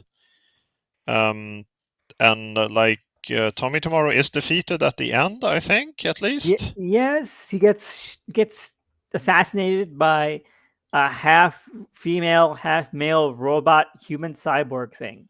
Yes, exactly. There are cyborg cockfighting in this. I don't know why, but yeah, no, it's this one really breaks my heart because it's so good looking. This is a Yes, fantastic looking comic. Every single panel in this comic is absolutely mind blowingly good. it is. It Um, is. It is just gorgeous. It is. and I think that the actual story is just kind of whatever. Like it's very bland. It's the most generic kind of space opera Like kind of thing. if they had found a way to like really into these characters from where they were into like where they are in this comic, that would have been really fucking interesting. Like you said, like what trajectory does like Tommy Tomorrow take to become like this, or like what? Yeah, But instead, it's like, oh yeah, Tommy Tomorrow was just like this guy and like doing like sieges on some sort of jungle planet, like Nam or something, yeah. and then like he became like a fascist dictator, and like, okay, it's boring. It yeah, exactly. Um, and I think at some point they say something like that like a lot of these original stories, they sort of inferred that a lot of these original stories about these characters were maybe like media representations where they had been like Yes, washed over or something like that, so that Tommy Tomorrow was actually always an asshole, which is like that's not very interesting. It isn't. It isn't. No character development in that. I think like the only time I've ever seen that be interesting was like once in a novel, which is a sequel to a different novel. Like, wait, that's happened twice. That's Yeah. crazy. I've seen that happen in two novels that were sequels to different novels, and like that's fun. You can do that, and I think that's interesting. Here, there's no frame of reference. And They used to do that a bit more in comics, like when Roy Thomas was doing stuff for Marvel, he said that the original Captain America comics from the 40s, like the very racist ones, where yeah, he said that those were actually like diegetic comics in the Marvel universe published by like a fictional Marvel comics because Marvel Comics exists in Marvel Comics. yes, And he was like, these were actually just comic book stories made up. Like they weren't actually what Cap was doing in the 40s. Which I think in that case is a really good idea because it really takes away all of these like dumb things when Cap's like really racist against Japanese people, mm. which you don't want to be like part of his character. But in this case, I don't know. But no, this is so, oh man, it's so sad. This is so nice looking. I don't think anybody's read this because nobody ever mentions it when they talk about JLGL art. I keep hearing about it in terms of Jake and in terms of Watchmen, but that's about it. It's actually covered a bit in Tomorrow's Publishing has this line called Modern Masters, where each volume is a single artist just talking about their life and showing off their stuff. And I have the one for Garcia Lopez, and in that one, that's actually the first time I saw this comic other than the ads. Because in that volume he has a lot of like concept sketches for this, like how he worked out the designs and stuff, and it's really fantastic stuff. So that's kind of how I became aware of this comic as anything other than just the ad. Yes. Yeah. So next up. So who edited this comic? Who approved this? Do you know? It was Burger? actually Andy Helfer, the guy who was part of the Slash Maraud thing before. So he was also very involved in these offbeat projects in DC at the time. Well, I have to say, so far the ones with the most overlap had the best art. Yep. So someone knew what Absolutely. they're doing. I think at the very least, most of these have had good art. Like Sonic Disruptor's art is just kind of whatever. It's not bad, but it's also not anything to write home about. But the others have had good art, I think. All right. So what's next? Okay, so shall we then go over to talk about American Freak? Oh, American Freak. Which if you want, I we don't have to talk about too much. I know we have like a little bit more pressing ones to talk about too. But I want to mention this because it's kind of an outlier in this Yes. entire set lineup. Let me get it set up. Yes, of course. It goes to my mind because I'm like, there's so much stuff. You can go all day with these insane DC miniseries, man. There are so many that we haven't even mentioned, like weird prestige format stuff. It's not even scratching the surface yet. We're just touching upon it. But I will give DC credit for trying new things during this period. Like they weren't just publishing the same things. Sometimes it worked out and sometimes not, but at least they were trying. Yes. Okay. You do not see either of the big two publishing anything this offbeat these days. Like nothing. Okay, so American Freak. American Freak, A Tale of the Unmen, by the guy who brought you like that anthology comic with the long ass name.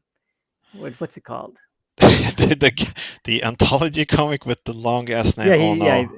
It was called like Weird Tales for Ugly Children or something like that. Oh yes, right. Beautiful Tales for Ugly Children or something like that. Yeah. Weird. So while you're researching this, I can talk a bit about this comic. We don't need to talk about it too much, but it's this comic is a little bit. This is a Vertigo comic. This is the Yes. only Vertigo comic on this list. So this came out in 1994, which is quite a bit after the other ones, who all kind of gravitate towards the late 80s and early 90s. This is a spin-off series to Swamp Thing. Yes. Um, it's about the monstrous creatures created by Arcane, Yes. Dr. Anton Arcane, the main villain of Swamp Thing, Mm. that were introduced all the way back in like the original, not even the Alan Moore Swamp Thing. We're talking about the original Swamp Thing, Mm. the Bernie Wrightson issues. Yes. He created the Unmen, who were just these horrible, freakish things that Arcane made, Mutants. Yeah, mutants. mutants that he made out of people, just like stitching parts together and whatever he felt like. And they apparently needed to have a 5-issue miniseries in 1994 for To some reason. introduce them to the Vertigo universe. Introduce them to the Vertigo universe. I don't know how to pronounce the name of the writer. He's called Dave Luapre. Luapre, yeah. And, Luapre. and his anthology was also published by DC, but under like an imprint. Beautiful stories with children. And like this feels like that kind of indie sensibility. Yes. Like it's very Vertigo, and I love it for that. Okay, so I love the original Unmen, like what you're saying.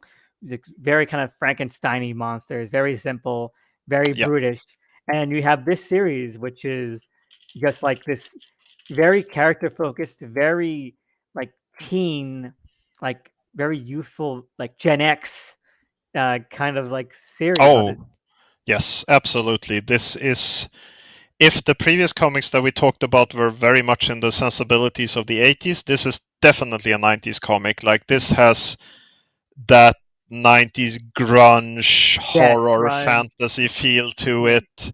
the Like this Vampire the Masquerade, Nirvana, that era, Vertigo, very much a Vertigo book in every way. Like X-Files, this definitely has some X-Files vibes to it, in my opinion, like some influence to that. Yeah, even the main character, his design is that kind of floppy haired, kind of like bowl Yes. cut that was very popular. The almost semi bangs. It's and I like He, it. he looks like he stepped out of at the start of the series. He looks like he stepped out of like a music video from MTV from the era, I Exactly, think. exactly. Um, and it's a very fun, interesting comic in that way because I feel like there's a line this could have written because you get like traditional Unman in this comic, but Yes. should we spoil the comic? I think we need to spoil it. We can't discuss this without spoiling it. I was actually thinking about this, but yeah, go ahead. You have to spoil the basic premise of the comic. So it's a changeling fantasy kind of series, where you get this kid, this young teen guy, and he's basically his discovery of his heritage. It's like proto Lovecraftian, like very tail shadows over Innsmouth kind of thing, where like Yes. normal guy thrust into this like very kind of horrific, monstrous world, and like kind of like discovering that that's his heritage, and it's also very sentimental. Like it's way more sentimental than Shadow of Mouth. Shadow of Mouth was like, okay, Yeah. this is No. your Yeah. monstrous heritage, and it's horrifying, and it's dragging you in.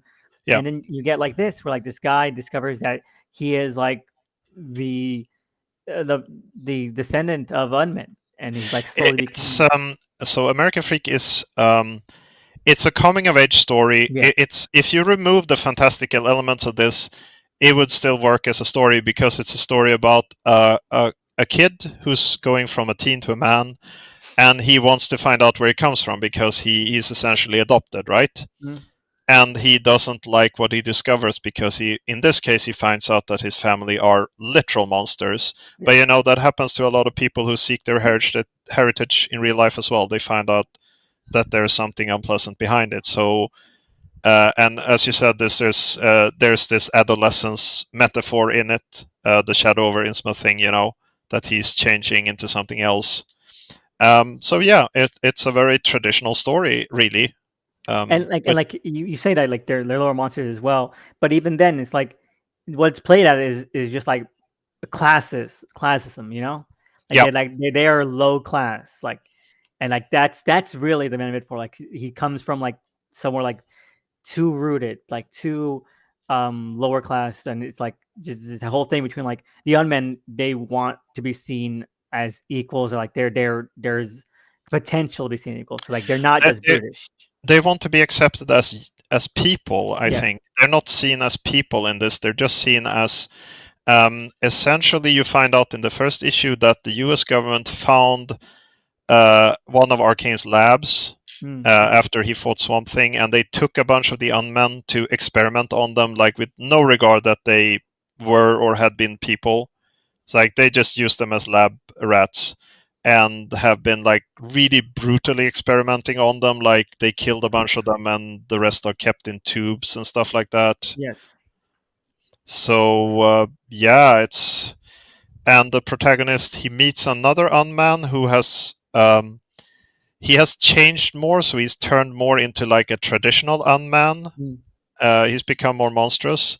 And at first, these two guys are like allies. They go seeking the other unmen, like the descendants of them and stuff like that. But that doesn't really work out that well in the end.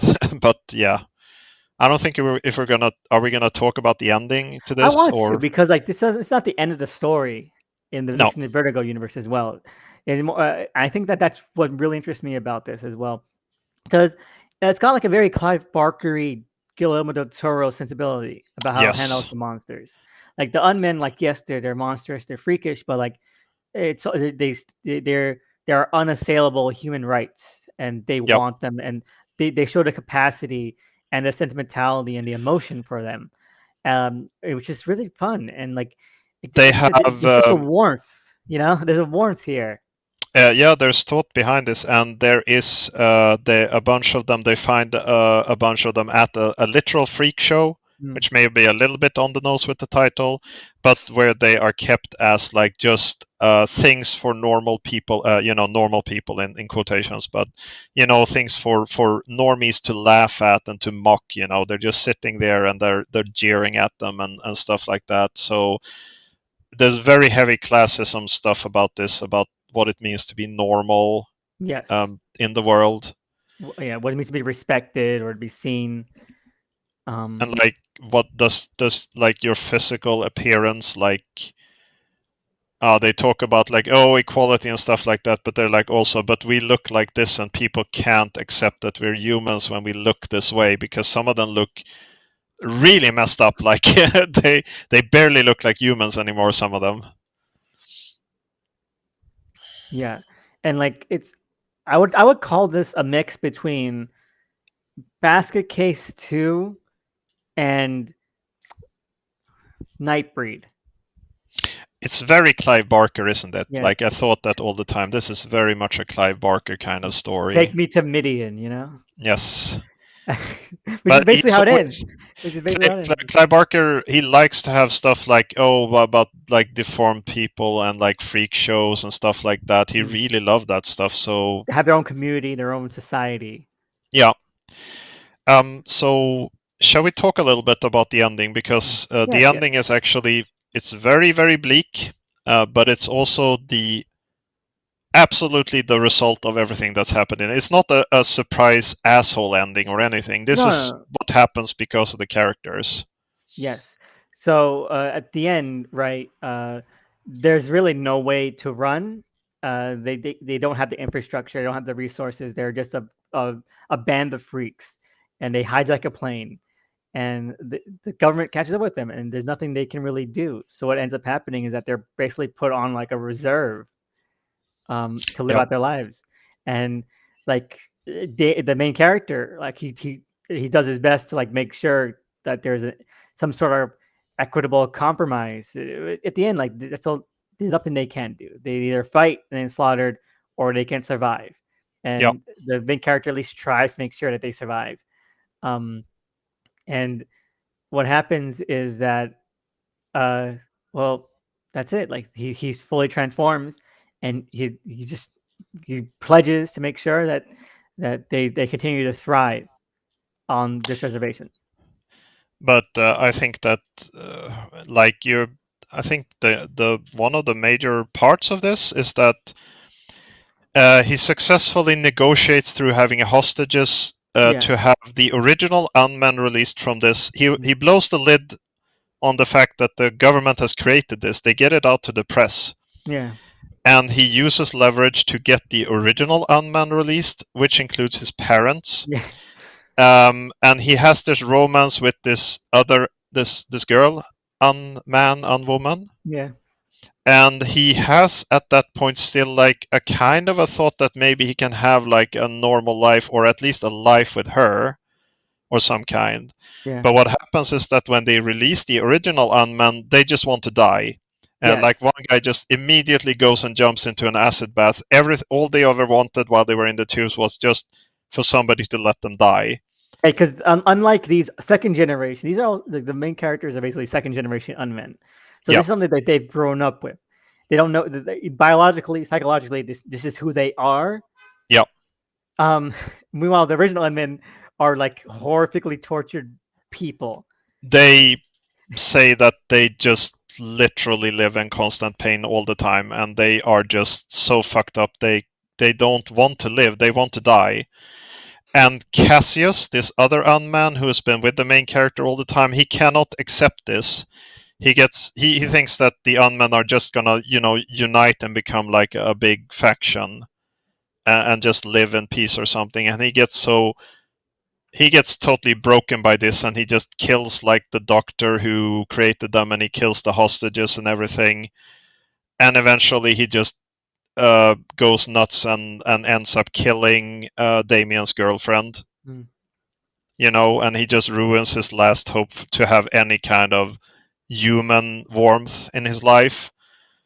And Cassius ends up just committing suicide in the acid bath at the end, and most of the unmen do that. And then the few that survive go to this commune, as you say, at the end, where Damien transitions into becoming a full unman at the end, and he's just lying there thinking about it, like he's just ruminating on life.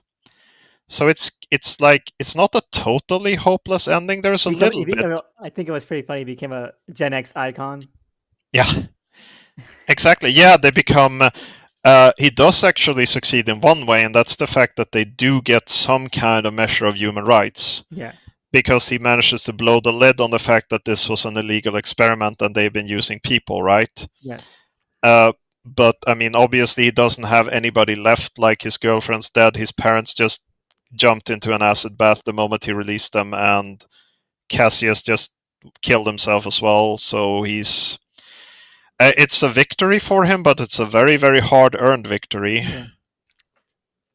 And what I thought was really interesting is that, like, it sort of almost lasts, kinda. Mm. At least until like the Vertical universe got rebooted. Yeah. Like I think the last time we see like the commune has become like a tourist attraction.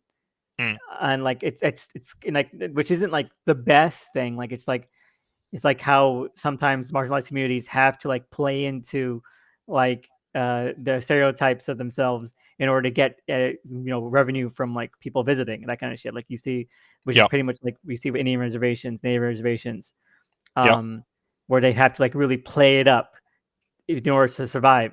About the any kind of support from the government. And that's what they've done. And Damien, who was long since passed, I guess from like I don't know, they must not have natural lifespans. I think their bodies are not that durable since they Exactly. get so mutated constantly. I mean, he essentially looks like he has tumors growing on him at the end. Like he's just really.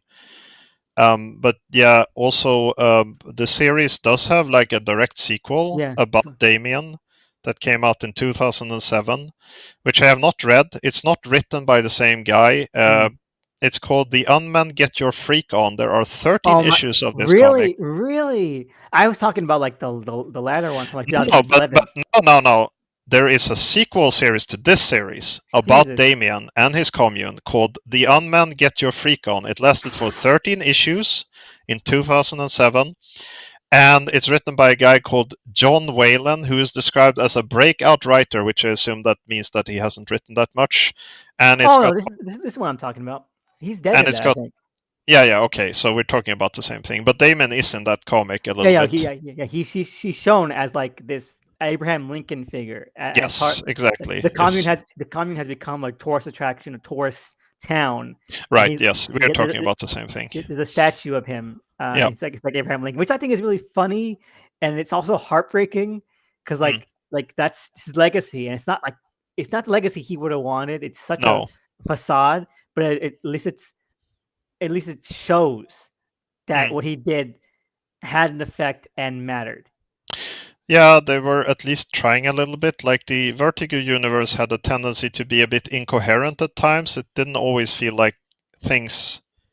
Like, I mean, there isn't really a Vertigo universe either because a lot of the titles were self contained. Yeah, But in the sense that sometimes it didn't even feel like, the Swamp Thing and Hellblazer and the ones that actually had like a shared universe weren't interacting really. But yeah, this actually did come back. This plot did come back a bit. which is nice. That's good, and I feel like this you can put this alongside like any of the post to more stuff from Swamp Yeah, Thing. It fits. It fits right in.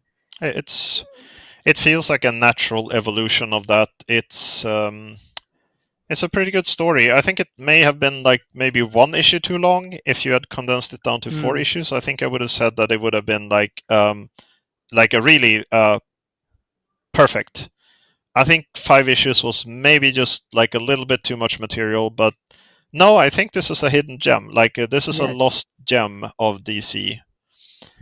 Um, it's a shame there's no promo poster. I would have bought it. yeah, and no The trading collection. card. It's also never been collected in any form, I don't think. DC Which made a is trading card for this. I think it's pretty funny. you would think there would at least be like a trade paperback of it at some point, but nope, they haven't collected this at any point. It's also weird that the writer he worked on this and then he worked on that Beautiful Stories for Ugly Children book as well, Yeah. and then he has like 5 credits in total other than that in comics. Well, go out on top. I always say. Exactly. He wrote one more comic for DC, which is the Doctor Occult special. Doctor Occult is one of the Trenchcoat Brigade, Yeah. right? And then he did like a few issue like horror comics. So he's a mysterious person who just comes out of nowhere and writes a pretty good series and then vanishes into the mist again. So we talked about so the question is now, should we talk about Tail Gunner Joe? Because that's the only comic remaining other than the comic that we've been building up to. Let's just mention it. Tail Gunner Joe, Yeah. robot dude with girl AI of his daughter. Maybe Or her dimension hopping. soul, maybe? Maybe Is maybe they all die at the end. Maybe they all get to a different dimension. Maybe it's the same thing. Who knows? I I will confess right now that I did not read this series. I got so stuck on reading Gilgamesh 2, which was so long, that I didn't get to the series. It looks really nice. I think it has great art. Uh, it's very kind of Mike Parobek, Mike Wieringo style art, but it's by Tom Artis, who is he's actually deceased. I found out, but he's one of those artists that nobody ever talks about. But this has a very clean, almost cartoony look to it all the time. I think the art is great.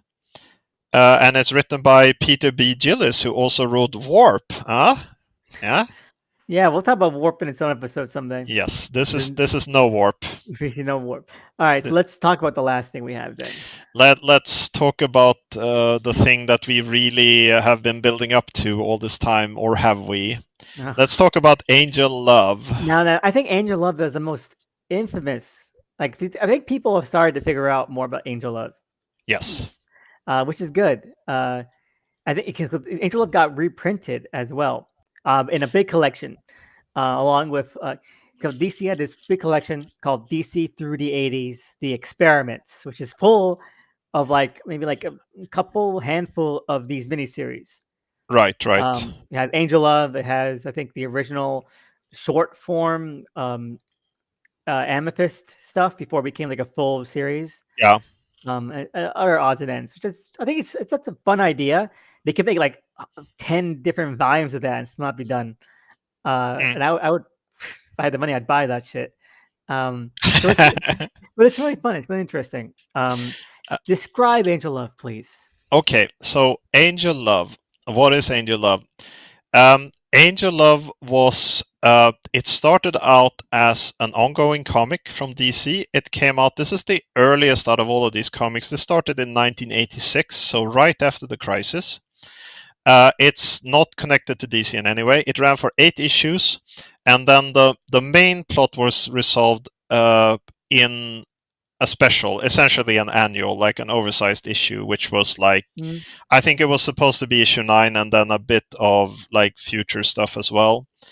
It is created by a lady called Barbara Slate, who she's done a lot of art for Archie. I could never tell. Which you can definitely see, but I think that the thing that, but she's also known for the fact that she was like an early underground cartoonist, or at least she did a lot of like independent stuff, because she did. I actually need to look this up because I keep forgetting. So she did a graphic novel called Yuppies from Hell, which was actually published later by Marvel. And that comic won a bunch of awards at the time. It came out in like 88, 89 somewhere. And that's also a very like adult style comic with this very cartoony style to it. And you think when you look at Angel Love, when you look at the cover for this, you think, oh, this is going to be like an Archie ripoff by DC, right? Or like the Return of Romance comics. The Return of Romance comics, which, I mean, it is, kind of. I mean, it is about romances. There's a lot of stuff about romances. But this comic goes in directions, man. Things happen. So this is also a very, very 1980s comic. It's about a woman called Angel Love. She's a cartoonist, which I assume is some kind of self-biographical thing. She lives in an apartment with a woman called Wendy, who I think is like, she is very, very childish. She's very gullible and kind of stupid. And they share an apartment and they deal with the realities of 1980s life in New York, man. Like, it's love, cocaine use, which is the first big plot of it. Rent, friends, job hunting. Unwanted pregnancies. This involves unwanted pregnancies. Leukemia. Man, this comic is stacked. It's very dense, actually. A lot of things happen in this comic. It has a very cartoonist style. It's almost like, some pages are like political cartoons almost, because there's like characters talking about unrelated stuff to the side everywhere and stuff like that. It's weird. You know what I'm going to say? I'm going to say this, and I'm going to assume you're going to agree with me. This is like the Unfunnies, but good. Yeah, kind of. I mean, this is definitely, when they did the Angel Love special, that one is actually marked for mature readers, which is great. Yes. The 1986 series, I don't think that DC actually had the mature readers label at that point. I think that only came around in like 1987, 88 when Grant Morrison was doing Doom Patrol and stuff like that. So I think, but this is definitely an adult comic. Like, this isn't a kid's comic. No, not at all. In any way. This is a cartoon style comic with almost Archie-like art, but it's about adult people having adult problems while there are also talking cockroaches. And yeah, the cockroach chorus, yes. Yes. It is a weird mix. Like, this comic has many, many different tones in it at once. But yeah, what's your take on Angel Love? I enjoy it, but mainly because I love overly ridiculous soap opera nonsense. Yes. Like that's this. Like again, like it's like Friends if they could like have sex on screen, man. That's Yeah. it. This is a telenovela. Like Yeah, yeah. this is very much a Mexican soap opera style story. There is a long lost sister at one point, and man, should we talk about that? Because in the special, like, should I Yeah. tell the audience? Go ahead, man. Go ahead. So what happens is that Angel's mother is dying from leukemia. Mm, She is untreatable because Angel's blood type is not compatible with her. Uh, Angel does have a sister who has been missing for since she was 15. So the back end of the series and the special are all about Angel trying to find her sister.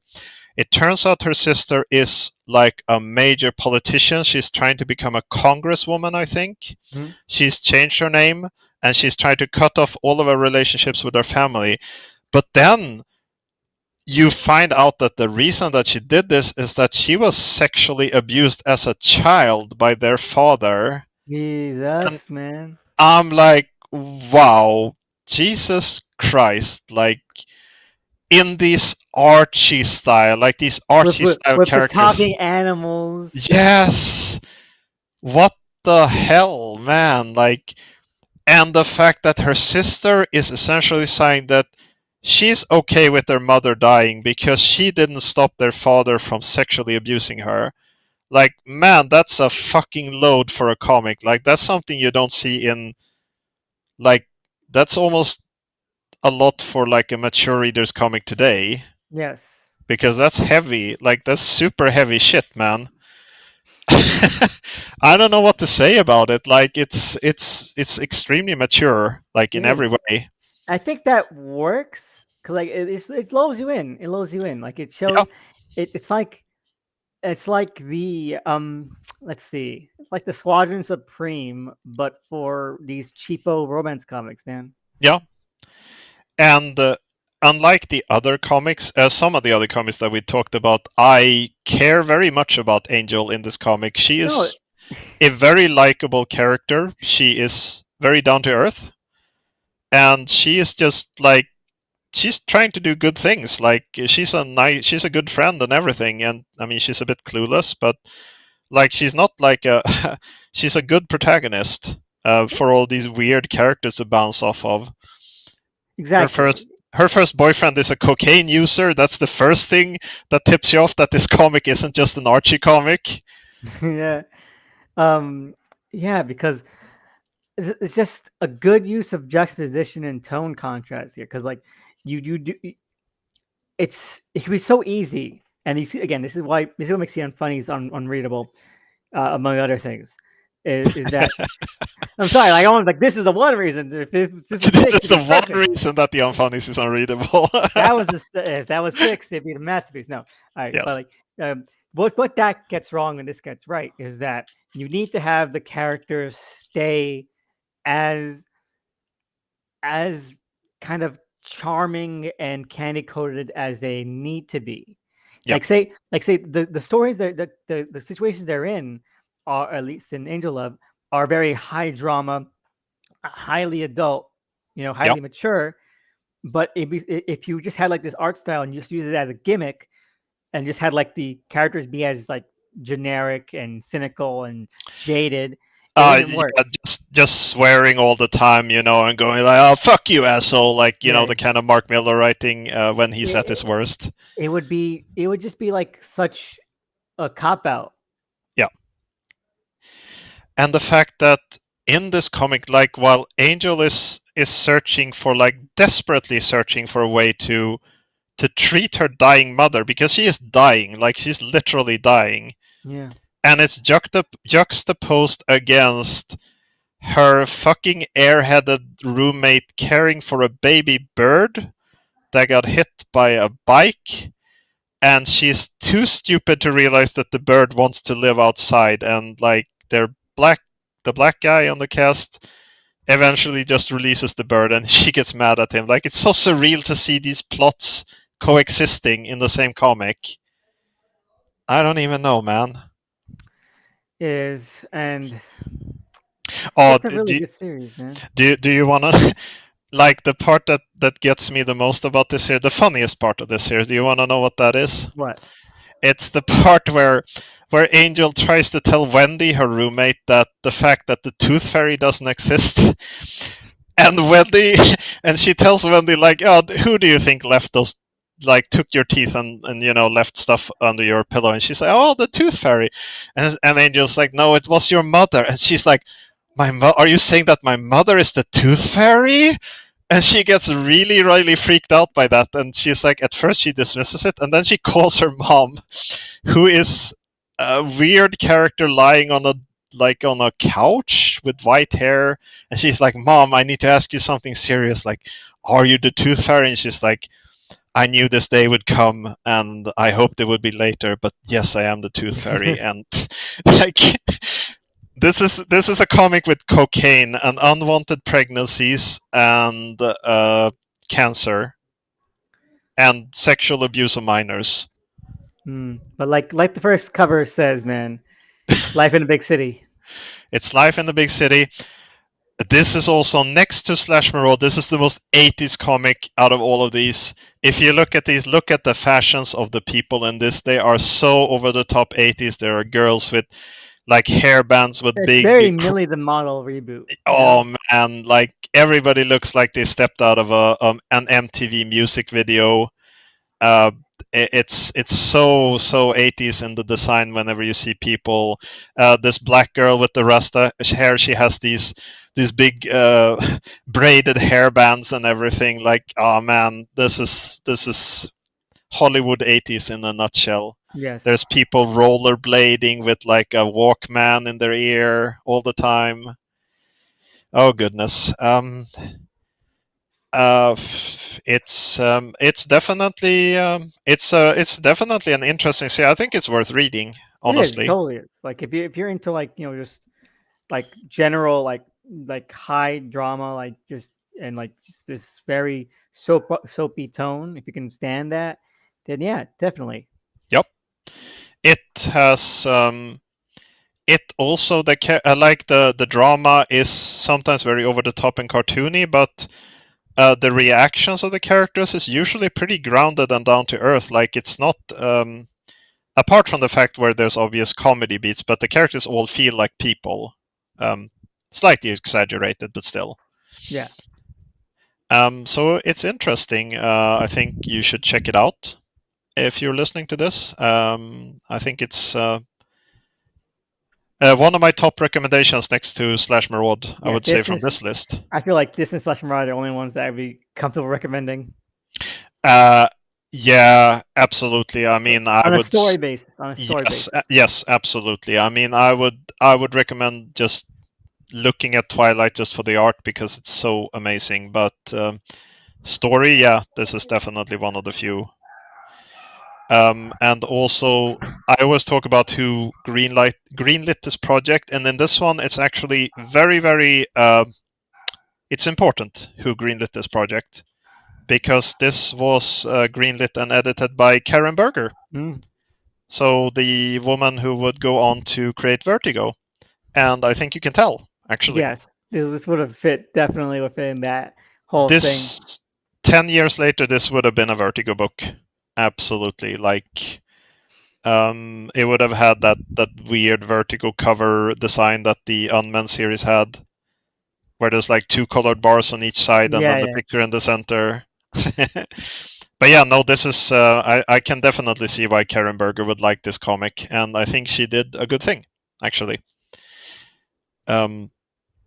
It's weird. The first few issues of this don't have credits in them. Yeah, I know, it's strange. It's signed on the cover like Barbara something, which you can barely read. The later ones have credits, but it's so strange. Like the first ones are just, and also I think that the first like editorial page is like written in character and just signed Angel Love.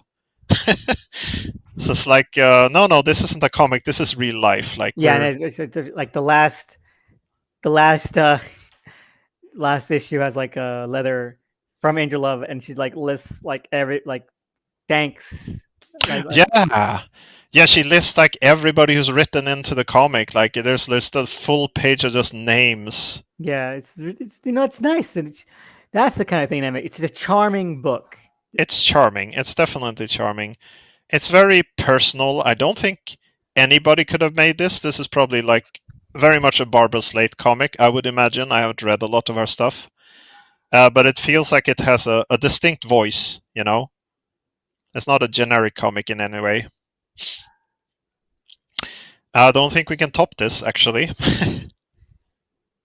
No, no, and it's glad we saved it for last. Yes. All right, so any last words? This was a strange period in DC's history. They were definitely trying to branch out. They wanted to a degree, they really wanted to break out of that a stereotype that they had in like the 70s and the early 80s, that they were just this really old-fashioned stuffy company that just published, you know, the same generic books all the time.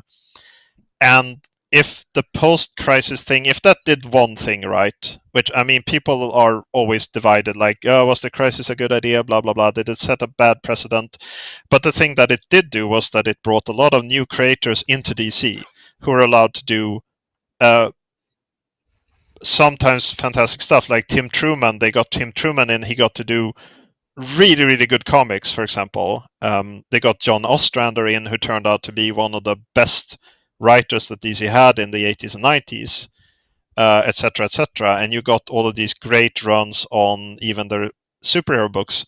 And I think these weird experiments are just, they're part of that whole mindset that we need to try. We need to get out there and just try to publish the weirdest shit that our creators can come up with. And I think that was, I mean, it's commendable, if anything. What do you think? Yeah, definitely.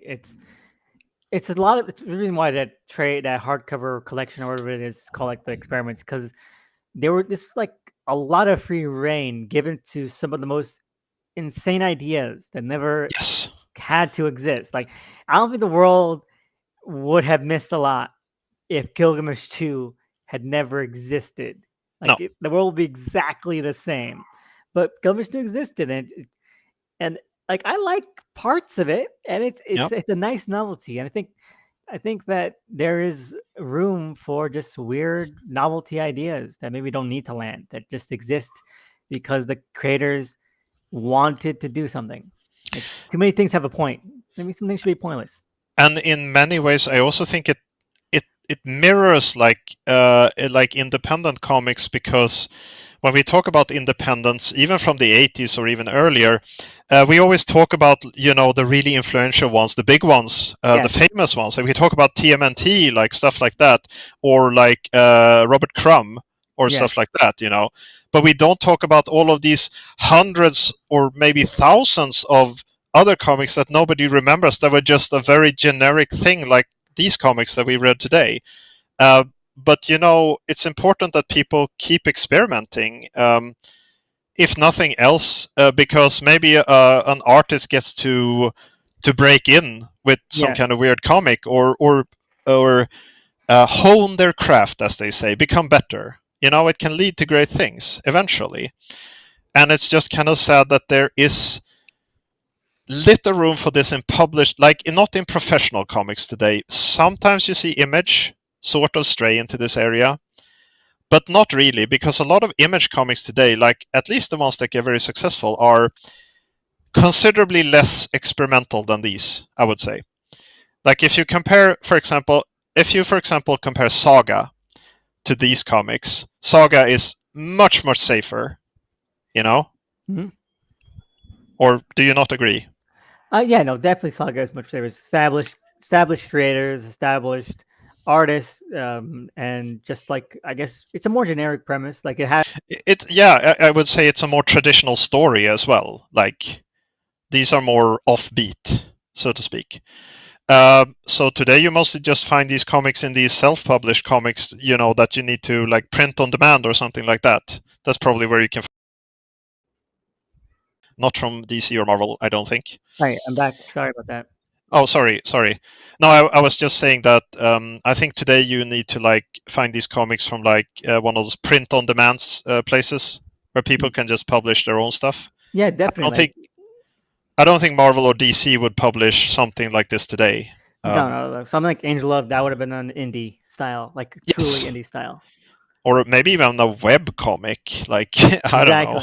Exactly. if Definitely. if this had been 2005, I think Angel Love would have been a web comic. You know, the golden age of just weird web comics. Yeah, definitely. And I think the only other time when I see something like this is that period when Marvel was collapsing, like after 1997 and up until maybe 2004, 2005, when Marvel was just publishing fucking anything. Like they published, we talked about Eternal Max last time, Yes. fucking American War Machine and all of that, like literally just publishing the weirdest garbage that they could. Um, Unfortunately, there aren't a lot of hidden gems in that era. Like you get No. Marvel. uh, yeah. No, but yeah, that's it. I think. Right. All right. So why don't you let us know where to find you? Right. So I can be found as usual at Comrade_Bullski on Twitter, where I write about comics and anything else that comes to mind. I'm currently writing about comics and role-playing games, which are, I mean, kind of in the zeitgeist right now, what Hmm. with everything. And other than that, I do not currently have anything else, so that's where you find me right now. What about you? Well, you can find me on Unsourced Wall Radio, where I post here on YouTube and also on Twitter at THE_SNICKMAN, where I post random thoughts and also links to upcoming streams like this one. And yeah, it was great to have you on here, comrade, talking about these weirdo comics. It's always a pleasure to be here, honestly. I always have fun when we are really diving into this bizarre stuff. Yeah, and we're not even close to being done yet. Oh goodness, no. I mean, we can do this for the rest of our lives, honestly, Yes, without running out of comics. we well, we gotta make a date for Warp, man. Go that issue by issue. But yeah, if we do Warp, I think we probably can just sort of summarize the back end of the series, right? Because it becomes so boring and generic at the end. That's true. I mean, you need to talk about the first 9 issues, which are the main story arc, Hmm. and then a little bit John Ostrander worked a bit on it and did these backups, which are kind of fun. But yeah, I think, man, Warp is longer than you think it is. But I'm always so focused on the core story.